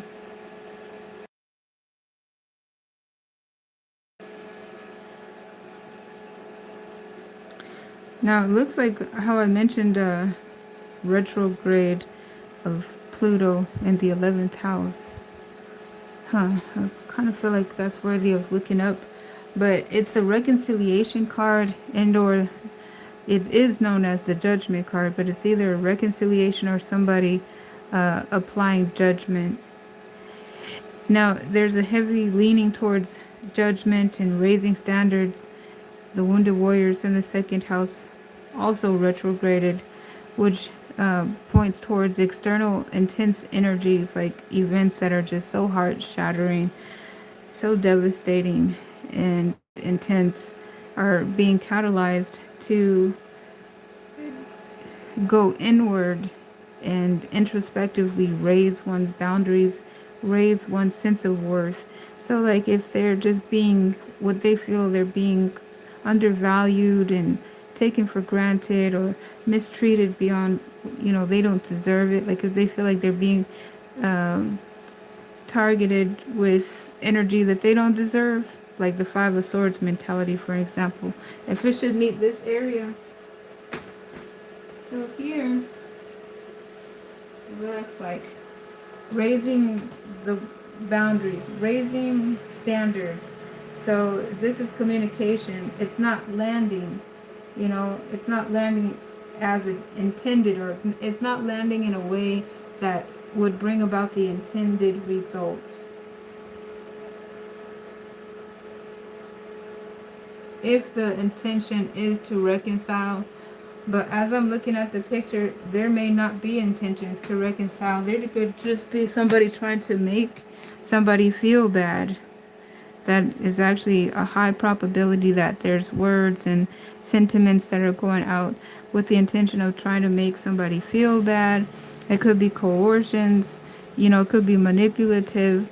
But however, whatever the intentions are, because I'm saying that because the Five of Swords, a win at all cost mentality, and coupled with the Three of Swords, somebody is hurt, hurt people, and you could see some communication going out, but it feels like it's going right over their head, and they have intentionally raised their walls, set some standards, set some boundaries, and they're in position to defend themselves if needed, but it almost looks like it's just going over their head. It's not landing the way that they intend to. And then it looks like here is the Empress is being clarified with the Magician. So it's like talking about, now there is potential for this to be a finesser, for an example. So this energy stream is it's not making it through, it's blocking. And this could be finessing, gaslighting, manipulating a situation. However, generally speaking, this is the Magician indicating divine timing and alignment also. So going to talk about raising their own standards, coming to the realization that they don't deserve this. They don't deserve this heartbreak. They don't deserve the arrogance about, in the communication, kind of feeling like you don't even deserve to talk to me. You don't even deserve to hear my voice type energy. And so the Empress being clarified with the Magician is like divine timing of raising one's value, where they may have started out with this, not may have, the energy takes the stage with Three of Swords and Five of Swords and progresses to an Empress. in a magician type energy. So it even feels like here there's twin flame, soulmate energies, and both of you are mutually upgrading your vibration higher in a way, because learning from the situation, for an example, moving with a win at all cost mentality and the certain type of arrogance and the hard communication and hurt people. But then when all that angst doesn't land, it doesn't render intended results, because if the intentions was to make somebody feel bad because you feel bad type energy, not realizing even maybe that that's what's happening, it doesn't land. So intrinsically it comes back and raises your vibration, so to speak, not you personally but whoever that might apply to. And then realizing I'm blocked, and it's a humbling type of energy. So see how it's a real interesting way that the wounded warrior in the second house is retrograded, bringing about a higher learning. It suggests that even that type of bounce back, that type of backfire, just upgrades. And then Pluto is retrograded in the 11th house. So that puts the Five of Swords in a choose your battle position. But all right, so that hurt, that pain is blocked, but it almost seems to suggest if the energy comes correct, and it almost also tends to suggest that the energy will come correct, because when you do have a reversal in a position, there's a high likelihood that all the cards in that position are reversed. So choose your battles, and healing. Those Three of Swords are being pulled out of the heart. And that type of energy stands a better chance of making it through this barrier. These are standards, boundaries, and you see how it's loosely fitted, the gate. So energy is able to penetrate through, but also there's defense here to reflect it back. But everything also seems like it's all within divine timing. So in the case of this being a twin flame soulmate connection, there's a high potential of a reconciliation, although that information is currently not available because we're off the page with our transformative embodiments here, the major arcana of the magician and the empress here. That information is to be continued. As of now, it looks like there's more of a process of healing taking place as described, but progressing eventually to elevated higher frequencies, where in that case there's a possibility to reconcile. But healing at the moment is what's being represented, and this is what I see at the moment in the 7th and 12th house for Libra and Pisces.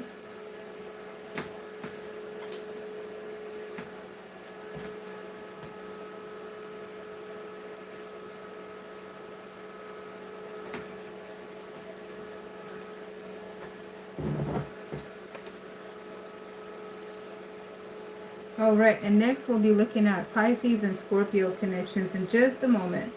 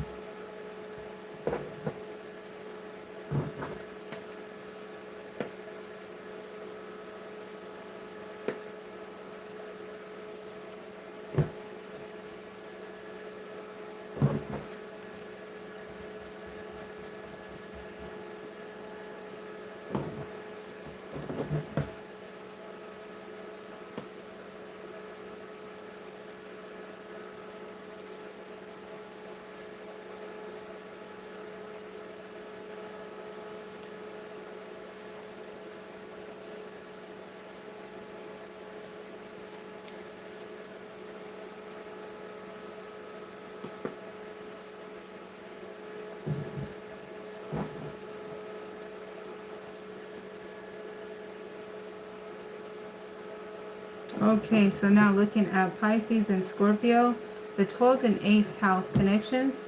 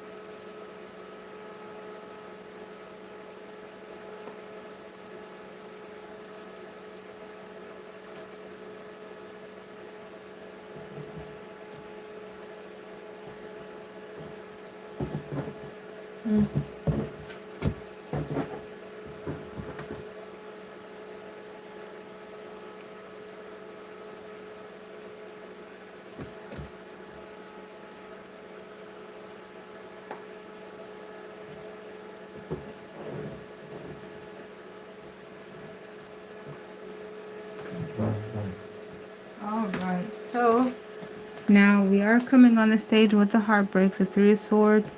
So there's a possibility of a third party situation, especially with the next placement here having the Three of Pentacles. And over here we're looking at the 15 major arcana, aka the Devil card.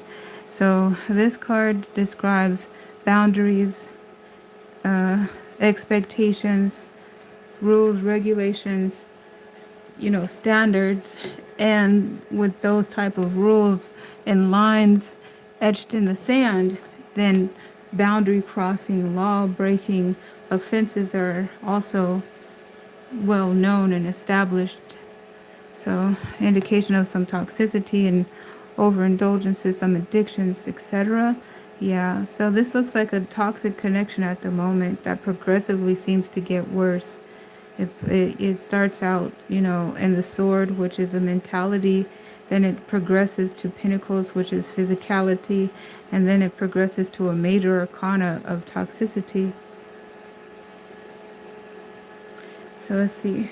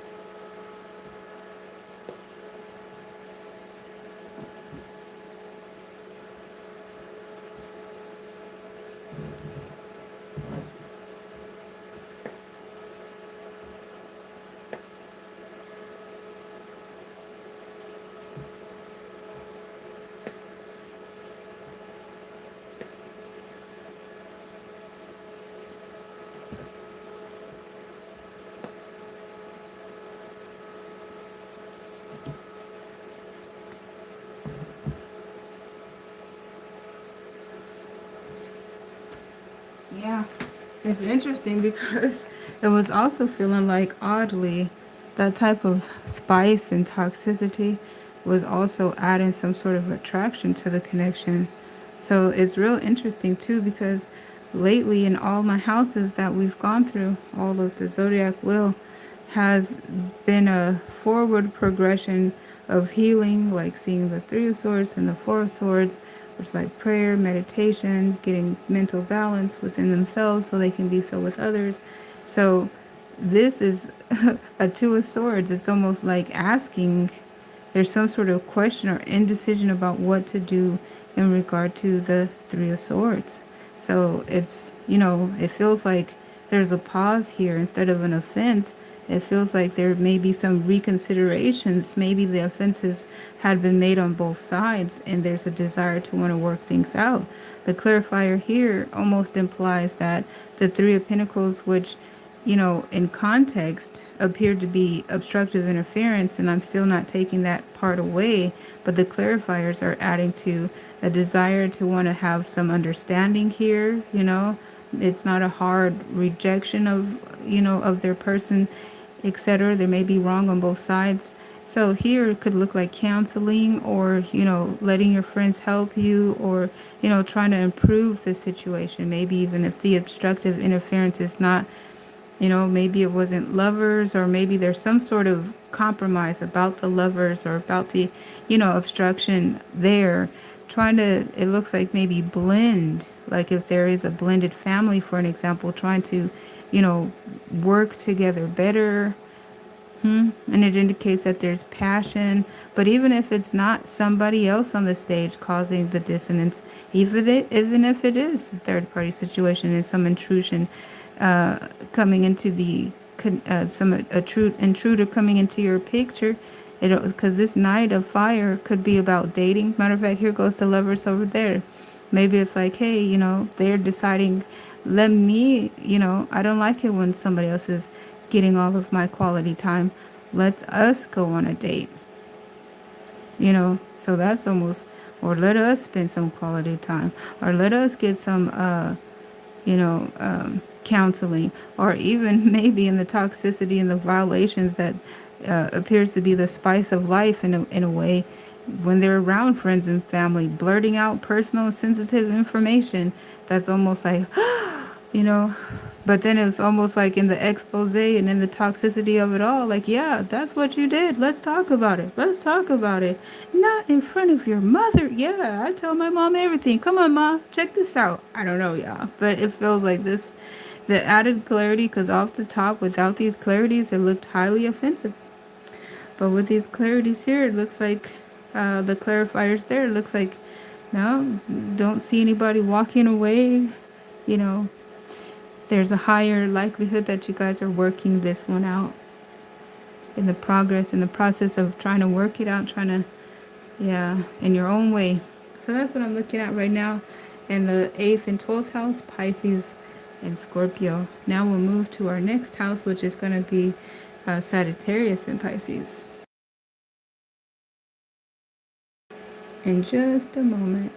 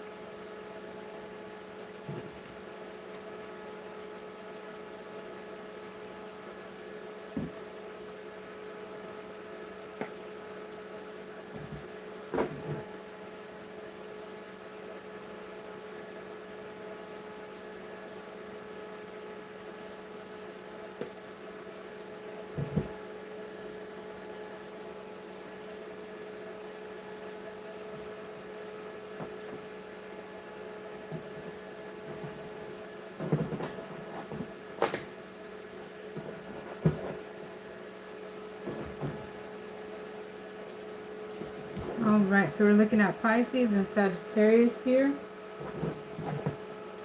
So if you guys ever come back and you pop in and you're wondering where I'm working, here's the indication of the house and the sign. All right, so we're going to look at Sagittarius and Pisces. Dear Holy Spirit, please give me a reading for Sagittarius and Pisces, the 9th and 12th house.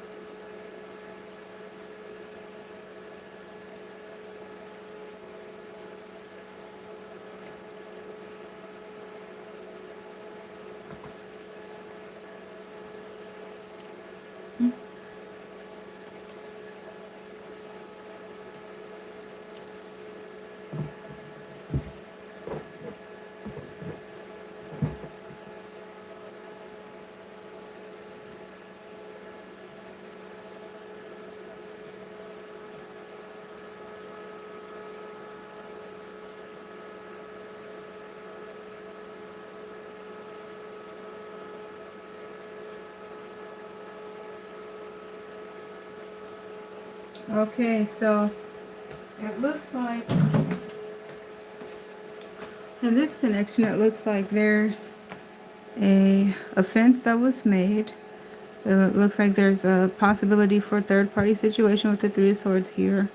And it looks like one of you wants to fight for the connection, or yeah, it looks like you want to fight for the connection, or I was going to say can't easily detangle out of the connection. Soul ties, unfinished business, maybe shared resources and or responsibilities.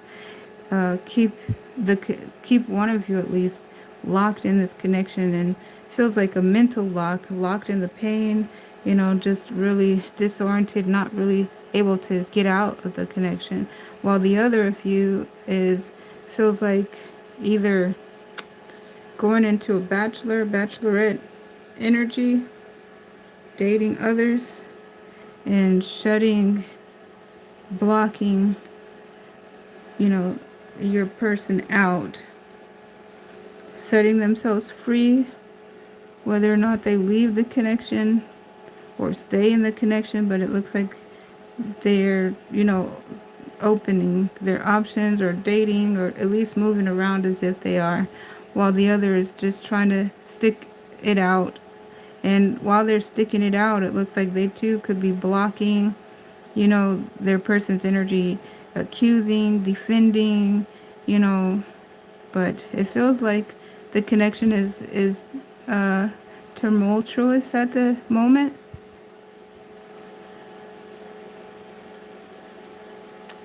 But I'm gonna get some clarifiers to look better, to look at it closer.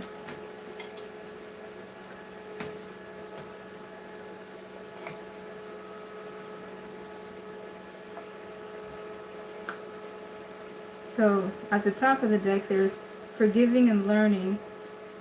And here, getting to know each other. You deserve love.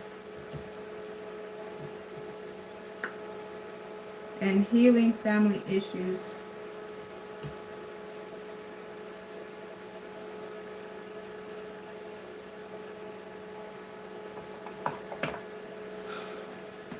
That's interesting.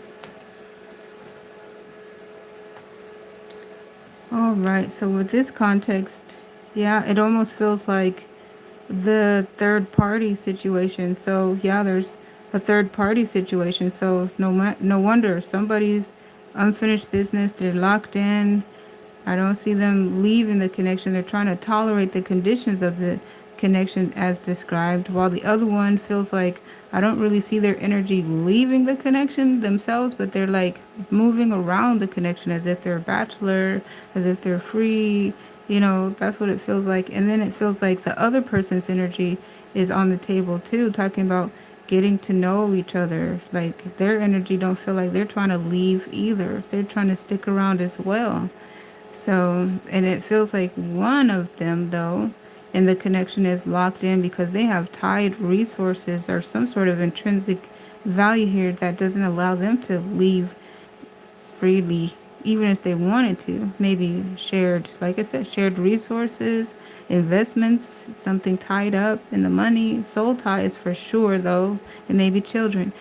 But anyhow, so one of them feels locked in the connection, but it still is by will. Like they could get, it looks like there's a self-imposed imprisonment here, which is what the Eight of Swords represents.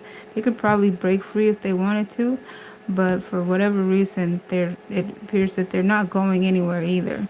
They're not going anywhere. And this third party embodiment feels like they want to stay too. They want to get to know each other. So it feels like they're coming into this dynamic, and it almost feels like they know somebody else is in the dynamic, and They're not leaving. They want to get to know each other. So this is an interesting clarifier to clarify this pain. You can see this is not comfortable. What do you mean you want to get to know each other? There's a heartbreak, there's obstructive interference, there's tied up soul ties, shared resources. It feels exploitive, kind of, but you deserve love. Again, like, like somebody's coming in here and kind of wanting to benefit from this situation.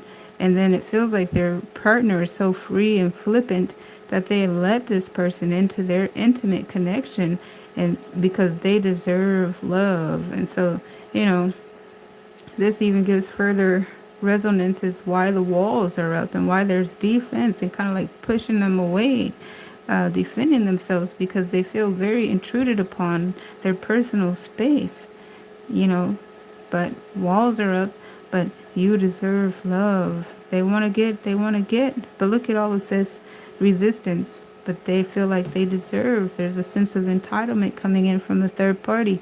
And then over here, where there's, they're trying to heal, they're trying to be patient, they're not going anywhere.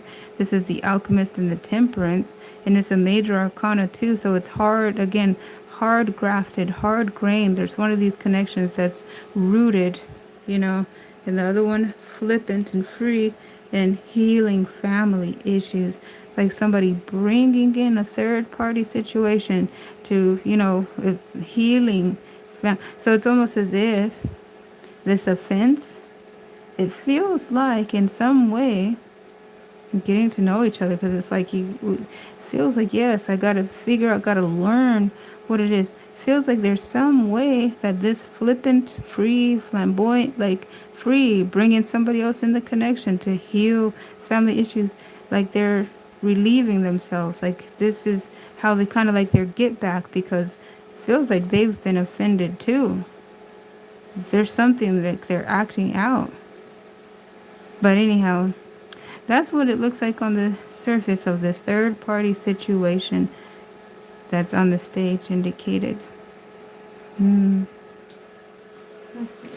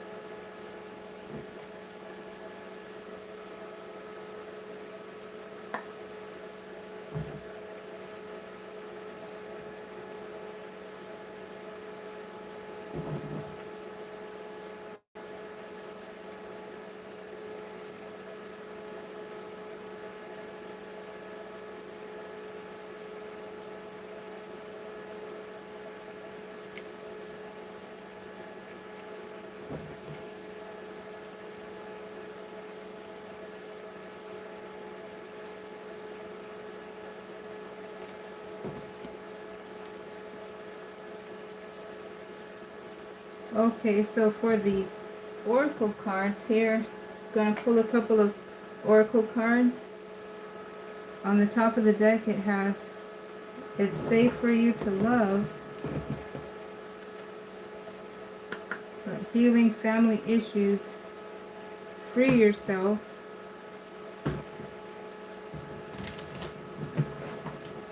So I feel like that connection with the third party is really difficult, because it looks like somebody in that third party is coveting the relationship that the person that's locked in has. By healing family issues and retreat.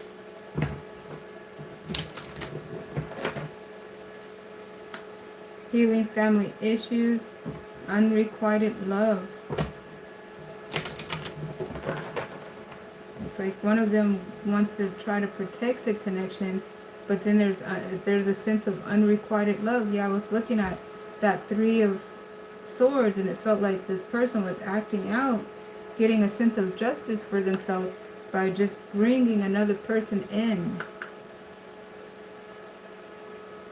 See, unrequited love, chemistry.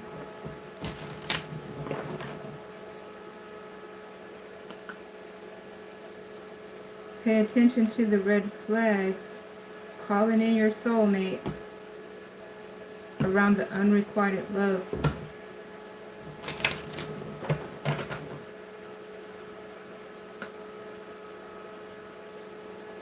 Release your ex around the unrequited love. See, it looks like that person that wants to stay, that person knows somebody's there. It's almost like, yeah, their intrusiveness is because they want that person to leave. They want that person to leave. Alright, so let's look at our next house here, which is going to be Capricorn's house, the 10th house, with Pisces. So we're looking at the 10th and 12th house. Dear Holy Spirit, please give me a reading for the 10th and 12th house, Capricorn and Pisces.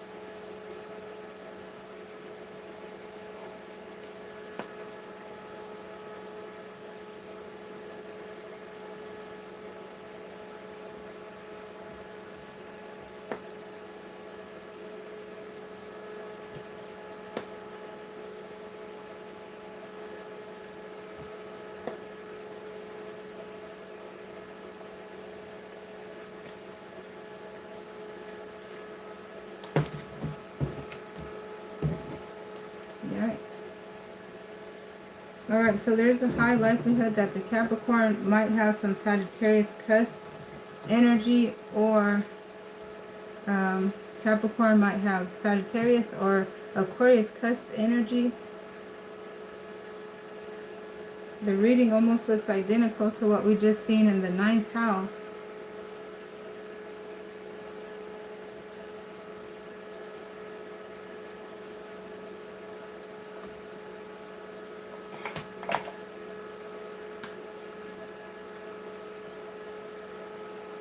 Hey Capricorn.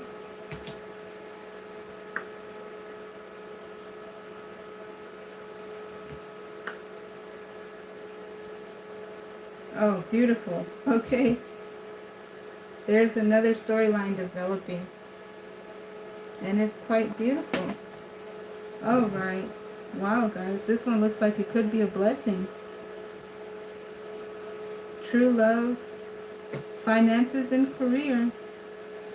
Getting to know each other.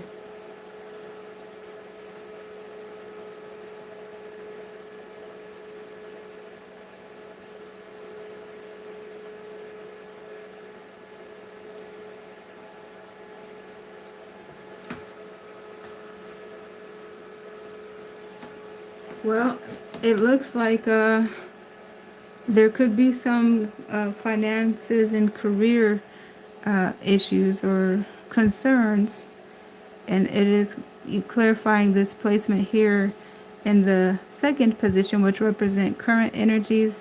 So yeah, we have the Seven of Pentacles, you know, the Corinth in the illustration here, looking at their pentacle tree, and a perspective wondering if they should cut their losses or what they can do to be more abundant.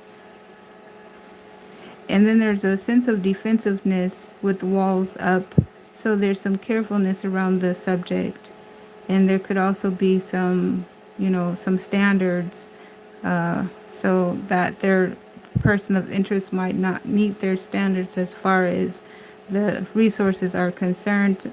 So this is clarifying finances and career. But however, about the true love here, it feels like they could be locked in actually. Well, so I was about to say this could be a beautiful relationship, especially because I was relieved when I seen this toxicity, which was concerning for me initially until I realized that that is Capricorn's energy. So I was like, oh, okay, literally Capricorn's energy on the stage. And I was instantly relieved. And here it says, getting to know one another. So it still indicates that there's a high likelihood that there are standards in regards to the finances, you know, but there also seems to be, as the connection progresses, there's still a desire to get to know each other. And also the fact that this is the Empress here on the stage, it feels like their assessment of their potential lover here is high. So after they've, gone through and considered things as described in this placement, it seems that this person is highly has a high likelihood of being abundant themselves, like has a good business mind, has a mind to make money, and it feels like you guys actually resonate on that page. Like you both, yeah, there seems to be some resonance here that yes, that you're abundant. Your finances, whoever is being mentioned, maybe both of you mutually actually might find yourselves both wanting to be in a better position. But having a meeting of the minds as you get to know each other, you realize that your connection, you too, are abundant. You're on the same frequency. You guys share the same ideas. You inspire each other. Is what it's. There's potential within both of you. Your person likes the standards that you have, the expectations, the high quality, you know, and the mindset, the disciplines. It seems to match. Yeah, you guys seem to match each other the more you get to know. So yeah, that it is a beautiful reading because there's high potential for you to be a power couple and to be abundant together. And also here, it looks like initially, the thing about it too is it looks like initially, before you really got a chance to get to know each other, before you really got a chance to look at your finances, there's a high likelihood that you kind of jumped and put the cart before the horse and jumped in it and found love at first sight. It looks like you're both locked in, and it's kind of uncomfortable now. It feels like potential, like initially, like, oh my, we're locked in now. And then it's like, but you haven't really discussed or looked at each other's finances. That could be a potential here. Almost like one thing could have led to the another and to another and heated, the heat of the moment, the love, the passion. But then it was like, oh, wait a minute. This is important to both of you, to one of you, whatever we're moving to expose. So somebody's kind of secretive. It feels like a little bit embarrassed, like, oh, what do you mean? You want me to show you my finances? That's personal. But yeah, I want to see. Well, we're kind of past, we kind of put the cart before the horse, didn't we? And there's true love here, so getting to know each other. Okay, let's look. And it looks like pleasantly surprised, pleasantly pleased. So that's one way to look at this reading here with Pisces and Capricorn. All right.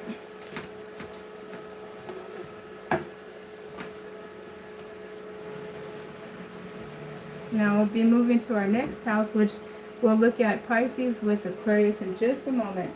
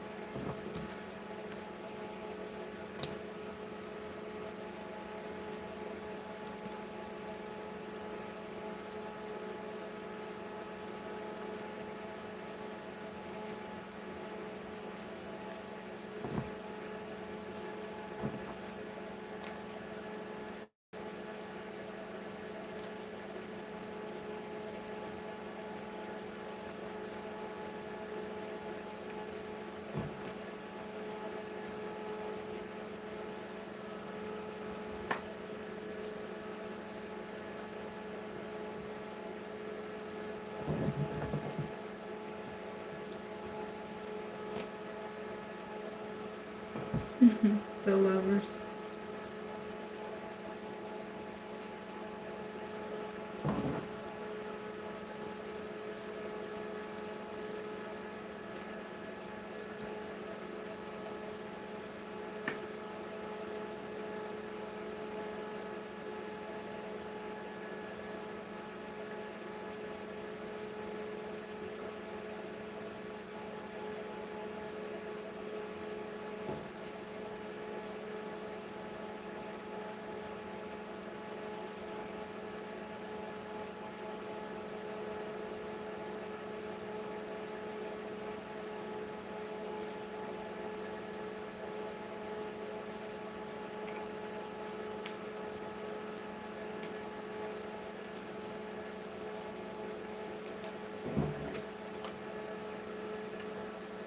Okay, so I'm going to read some oracle cards in just a moment.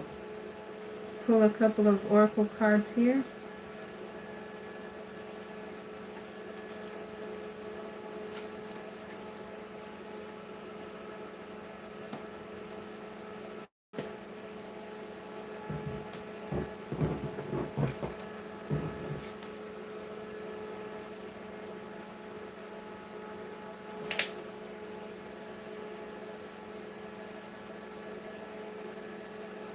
True love, children.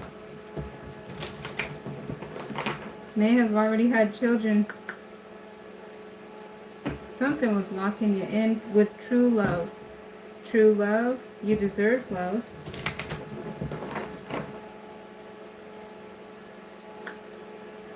You deserve love. Release your ex.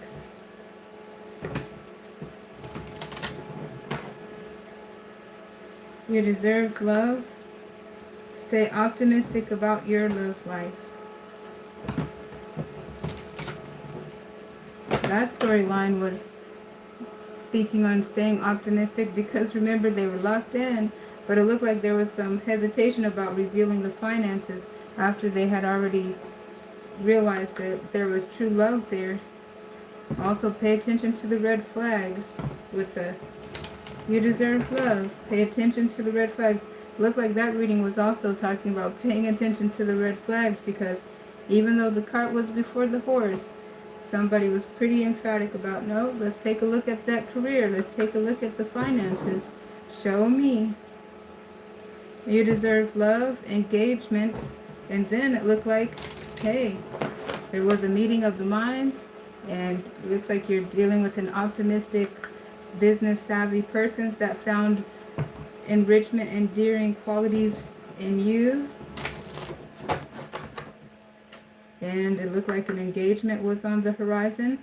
You deserve love very soon, very soon. You deserve love. Religious factors, again, something about them standards,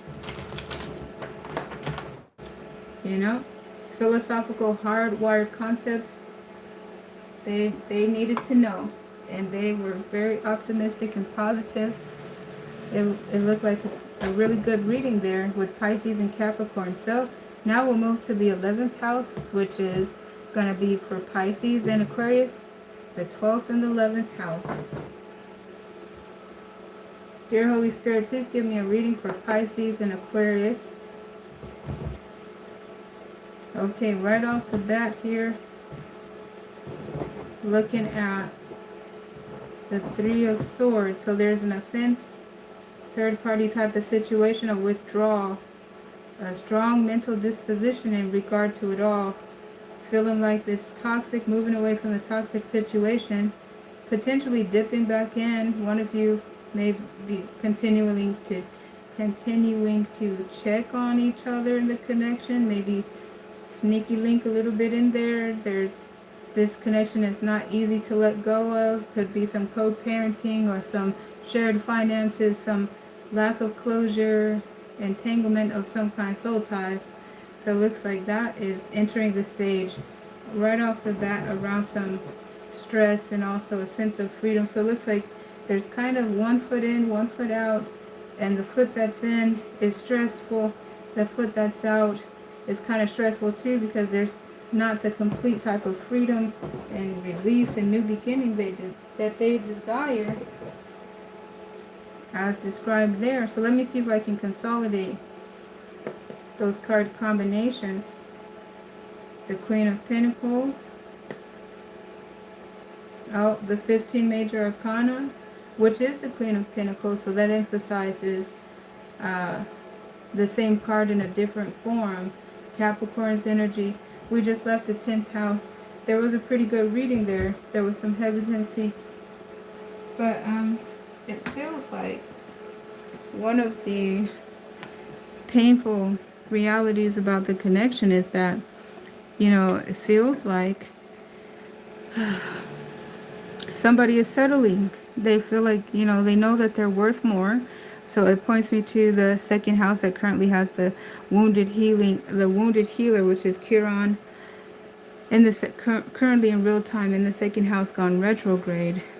So it's basically expressing all of the pain, the intense pain and agony that's intently felt through experiences at this time is triggering and being a catalyst to inward, introspective, raising value systems within oneself, raising standards and self-esteem, because like this is what's being explained here, is that somebody is definitely feeling undervalued. They're realizing their worth and they're settling for less. Yeah. So let's see how this plays out. So let's see here. And then, it pointing to that 10th house, because there's a high emphasis on the 10th house. So it's like, well, we're in the 11th and the 12th house. Where's the 10th house? Well, there is a third party situation potentially. So a Capricorn could be in there. But it more so points to the career and the standards, and the boundary crossing of those standards. There's a heavier emphasis there. But the 10th house and the 10th house reading had a storyline talking about, the finances and the career.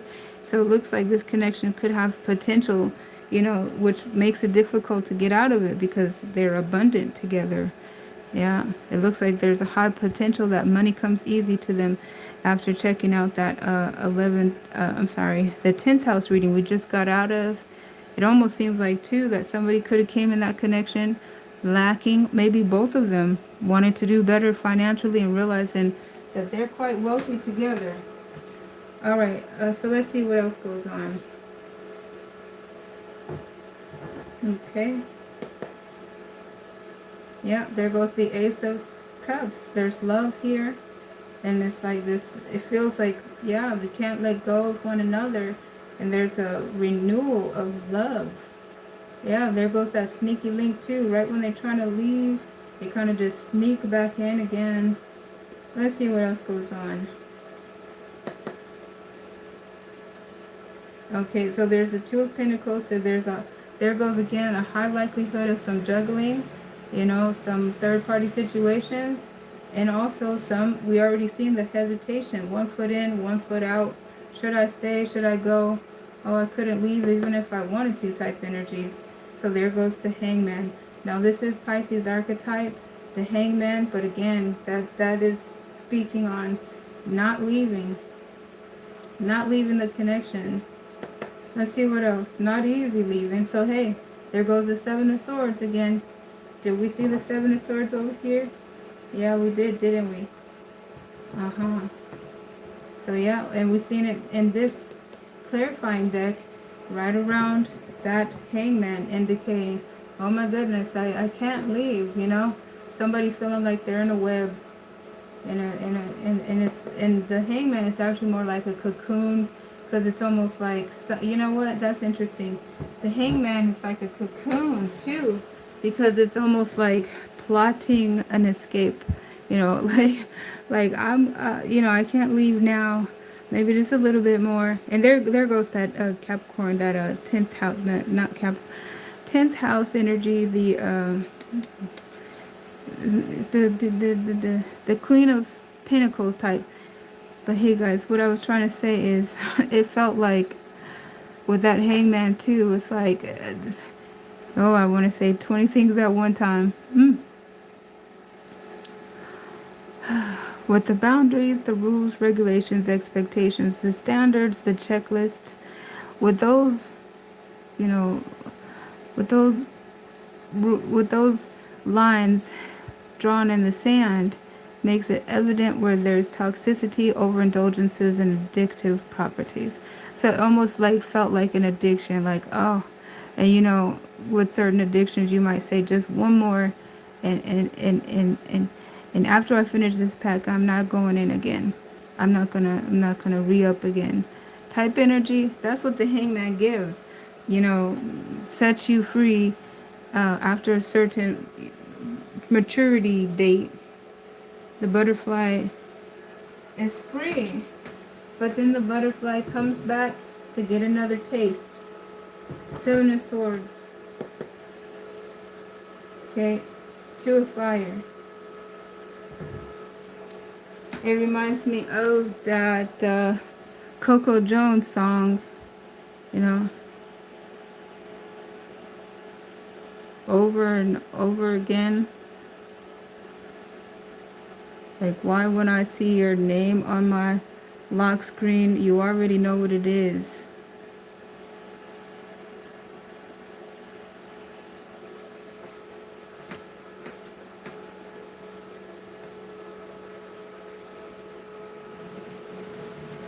Over and over and over again type in it.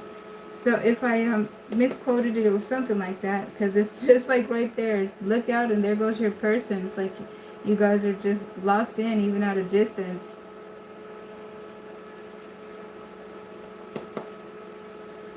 Ten of Cups. Queen of Pentacles. Yeah, so how do you consolidate all of that?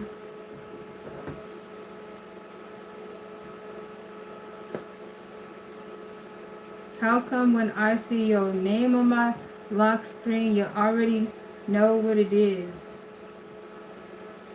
Something like he was rolling in my bed, or she was something, you was something in my head. I thought we was done with this thing. I probably have the words wrong. Over and over and over we go. Over and over and again, something but so. You guys, it's Coco Jones. Coco Jones. Okay, let me, so it looks like the best consolidated card was going to be the Hermit, right? Because it's, at that point, it's just like all of that is under the cloak of the Hermit. And, you know, wanting to be healed, but it almost feels like it's healing. All of that dissonance, all of that static, all of that interference is some way bringing out the Ace of Cups and the Ten of Cups and the love. It's interesting dynamic that's beyond words to explain. For me, anyway. Some people might call it trauma bonding.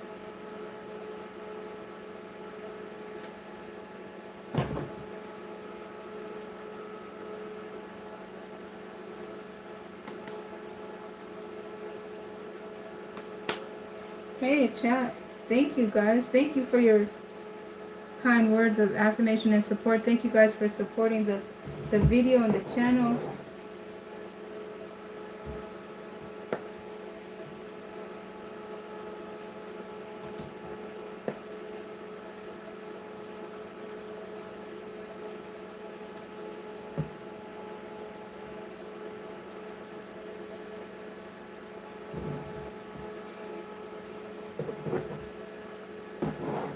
Okay, so let's see here.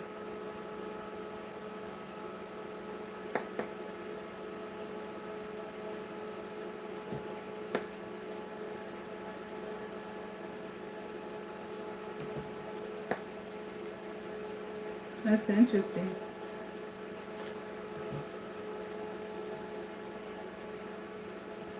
So interesting.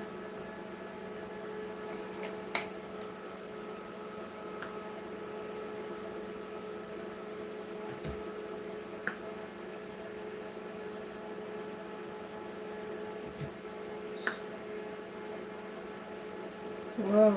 Okay. Well, this is so interesting.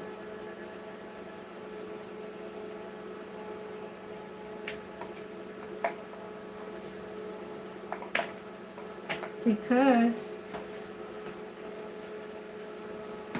alright, well, it looks like somebody has a strong mental disposition to finally get themselves disconnected out of it. Now, this could be mutually between the both of you. Uh-huh. Yeah. You both could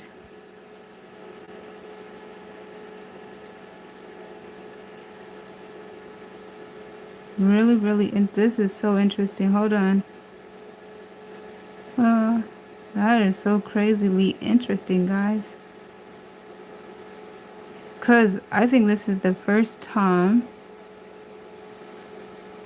that the connection feels like a twin flame soulmate. Clearly has to be, by definition, on every level. But I'm used to seeing it where there's mirroring.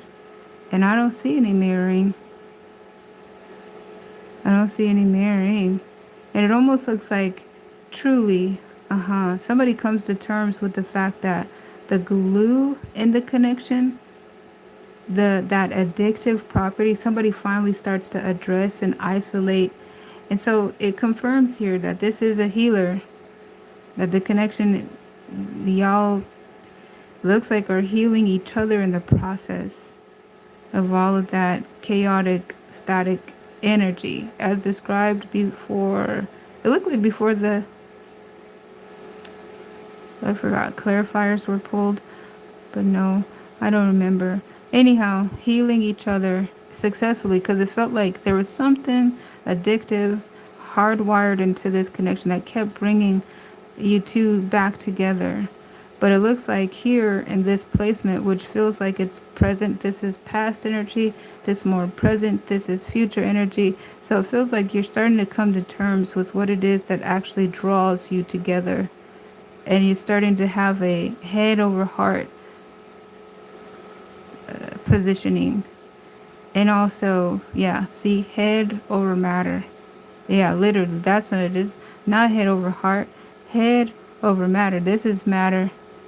This is your intelligence, your intellect, figuring out what it is, romantic feelings that keeps you coming back to each other, that addictive nature. And then it's interesting that it does move towards unrequited love while discovering, once realizing what it is that kept pulling you back together, then having a head over matter position about it. It feels like you see this page of swords is prepared to cut it out. It's almost like life-saving cutting it out. Like almost like those wilderness stories when somebody finds themselves in one of their limbs caught under, something where they're just gonna go ahead and cut it out so they can salvage themselves. And it almost feels like here with the Four of Pentacles, because they realize that whatever limb they cut off, which is so crazy to do that, they'll grow it back. They have faith that they will recoup their losses. There's unrequited love. They're starting to turn their back on each other and look at their future and salvage what they can out of the connection too. It feels like even cut losses. Yeah, right there, that Pentacle tree talks about cutting losses. But there's an evaluation happening. Should I stay? Can this be healed? And that's interesting. Can this be healed? How can this be healed? Which for a while sent them right back over here to the healing embodiment. But there was also the addictions and the chaotic energy in there too. But it looks like it finally did get healed.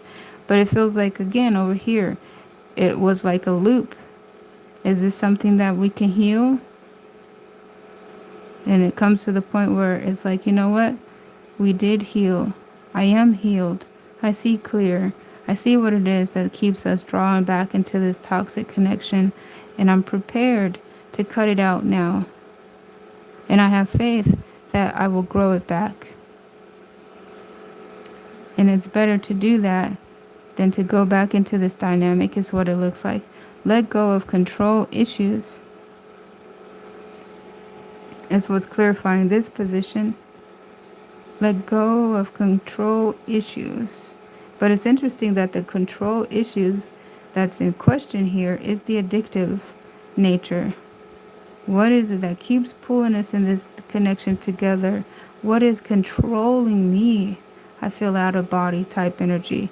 Let go of control issues, the willingness to cut it out, and the faith that I will grow it back. I'll recoup my losses to a certain extent, just taking what they can in the moment. Because it was interesting to see that there's also such abundance under this cloak under their dynamic. There's not only the addiction, but to a certain extent, part of the addiction was, part of the lure is the wealth that they attained together. And it also initially pointed to the 10th house, where there was a storyline playing out in the 10th house, where it looks like they both were able to come together and develop a blueprint of abundance and success together, almost like they had found a hidden treasure map within their connection to amass a lot of fortune and a lot of potential. So part of the lore, part of the addiction is this pinnacle tree. When they come to question, should I purge the tree? Should I cut my losses? Should I cut my losses? Here goes the sword as described. Because now it feels like, too, in context of everything, having faith, the blueprint is within them. I can do it again. Salvaging what they have, there's unrequited love now, turning their back and looking at their future with what they managed to salvage of themselves, because they were losing themselves in this connection.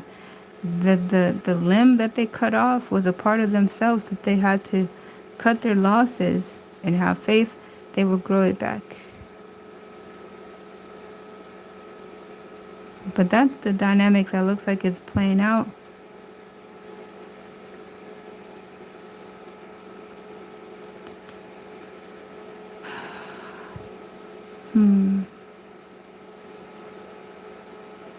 It almost looks like, too, that it could be an escape plan.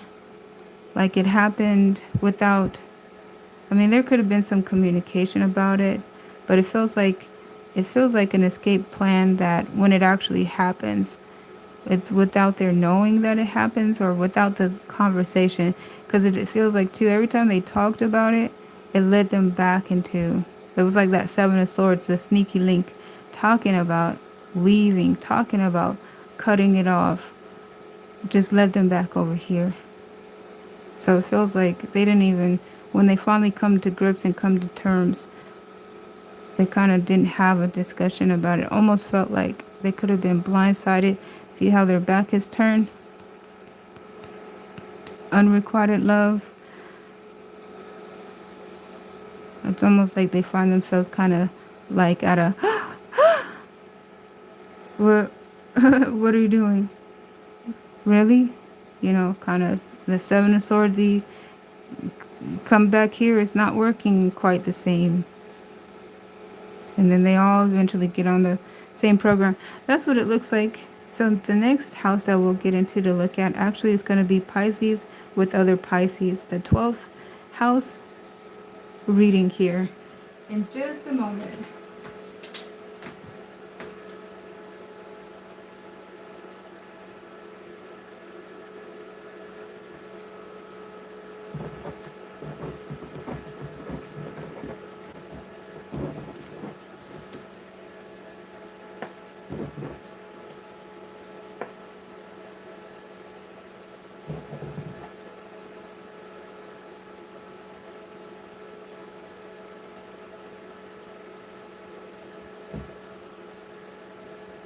It's almost like, will they get back together? That information is off the page. We just see an escape route.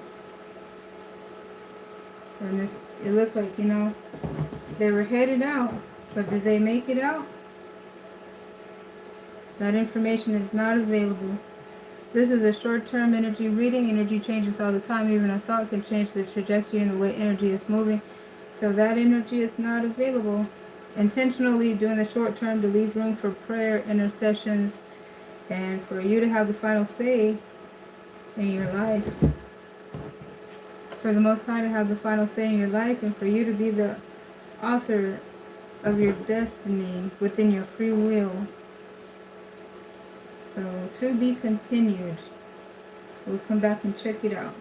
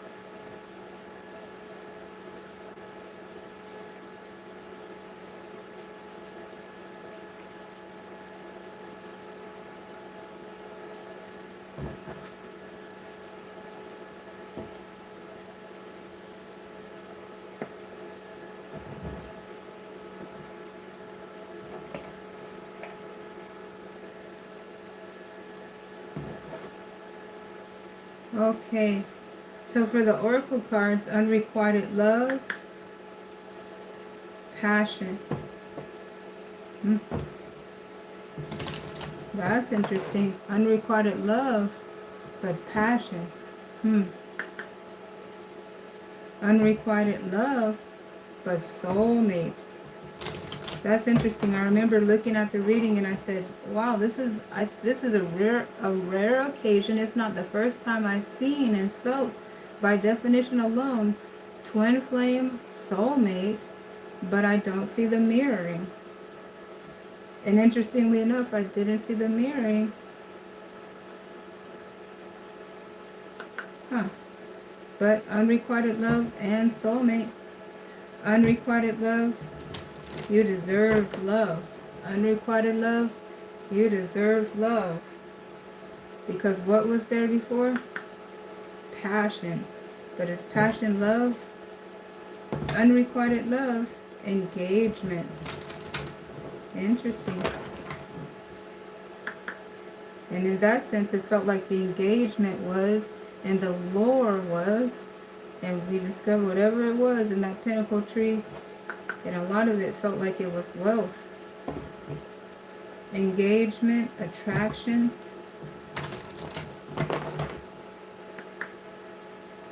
Engagement, keep an open mind. They kept an open mind. Keep an open mind. This could be the one. Keep that, like they kept an open mind, and it was figuring out the lore of that addiction. This could be the one. Oh, what do we do about that vein of addiction? Keep an open mind. It is safe for you to love. That's interesting oracle card combination, because we just seen unrequited love, but there was passion. It is safe for you to love. What about the love? Somebody wants love. So keep an open mind. Pay attention to the red flags. Keep an open mind. Very soon. Very soon. We'll move now to the 12th house. Pisces and Pisces connection.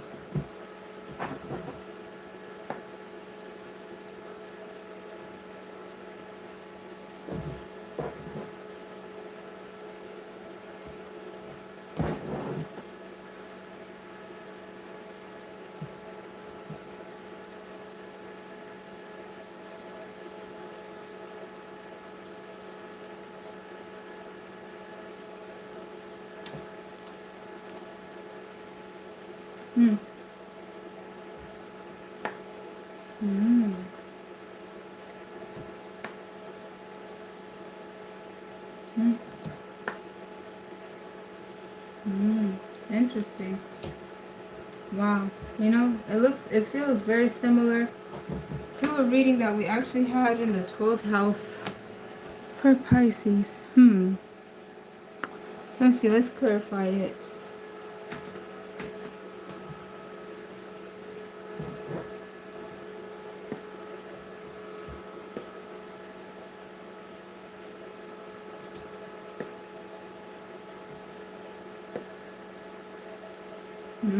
Goodness, guys.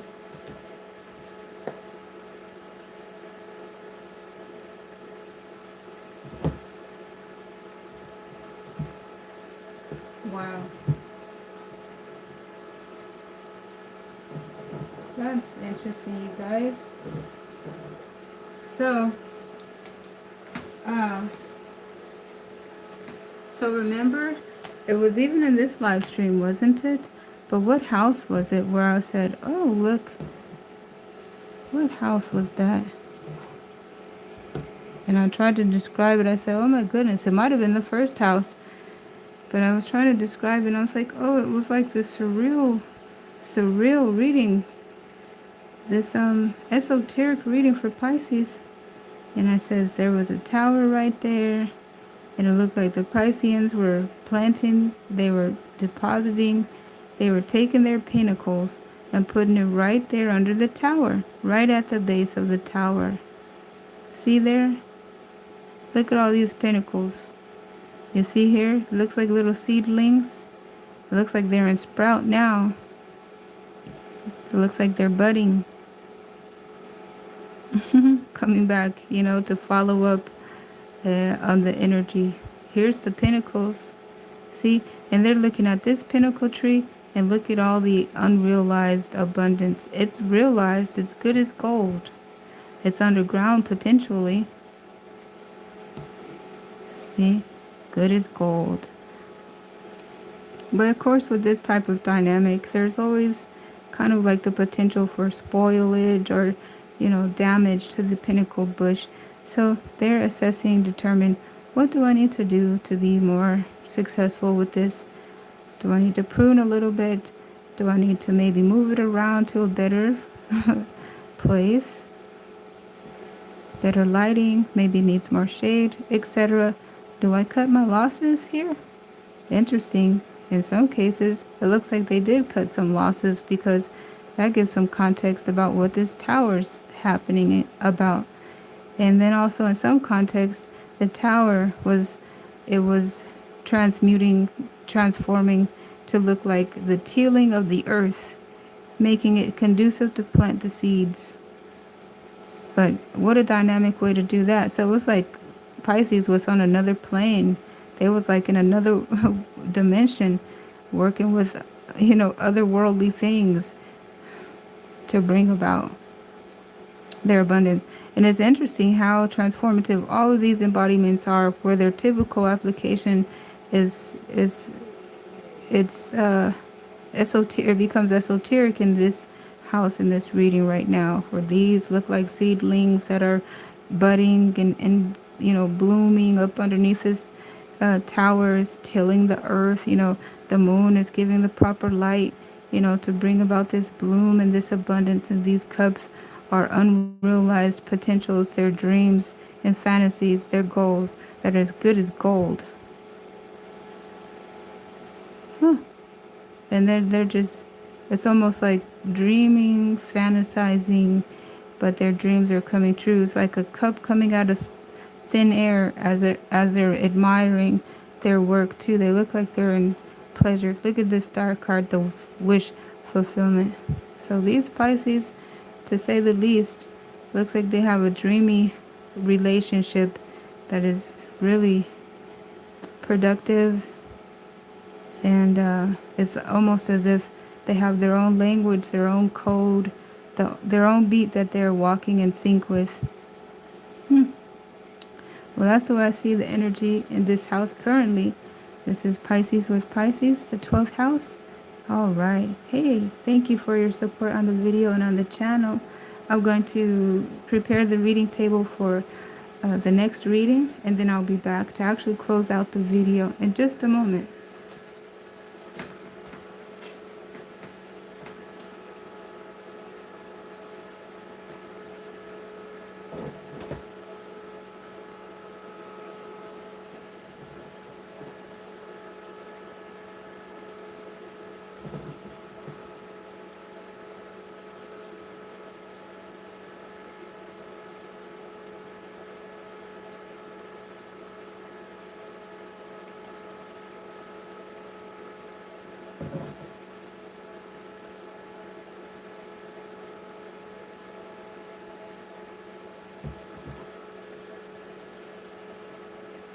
Four of Cups, Five of Cups, Six of Cups, Seven of Cups. Here goes the Seven of Cups, Eight of Cups, Nine of Cups. So here, this progression of card combination, it does look like a progression of what was described, but it also describes that everything is not lollipops and gumdrops. There's some sadness, there's some regrets, yeah, and there's some familiarity, that flips the negatives into positives as described in this reading, and it looks like, again, with the esoteric symbolisms here where it looks like emotionally detaching and walking away, but we already seen them planting the seeds and having them sprout. So it looks like setting it and forgetting it to return to an abundance, and then considering, you know, pruning and gardening for more abundance as described. And it feels so natural, so casual, but clearly, you know, resonating and peaceful, like a sublime, what is that word? Nirvana.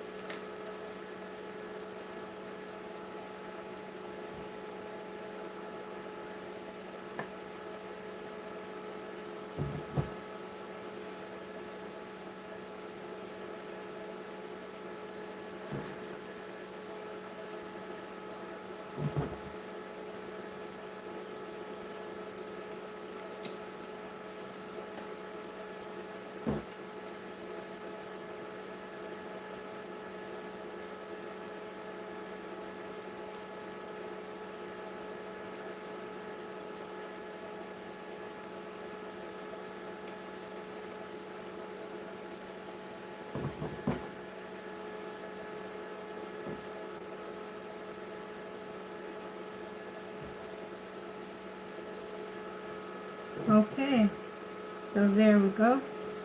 Closed out with this reading here. And let's see here. Has anybody asked questions and is still here? Let me know if you guys are still here. And hey, I definitely appreciate your feedback, kind words, support on the video, support on the channel. Thank you for that. Okay, guys. I'll go ahead and... hey, there you are. Did you ask a question? Or did you have a question that you wanted to ask?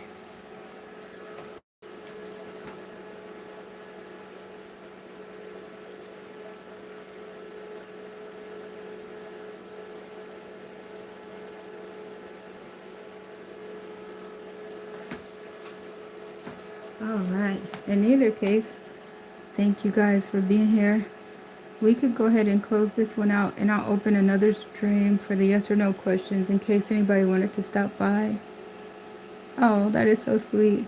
Well, thank you. I appreciate your feedback so much. Thank you for your support. Yay. Okay, great. Signing off for now. Until next time, peace.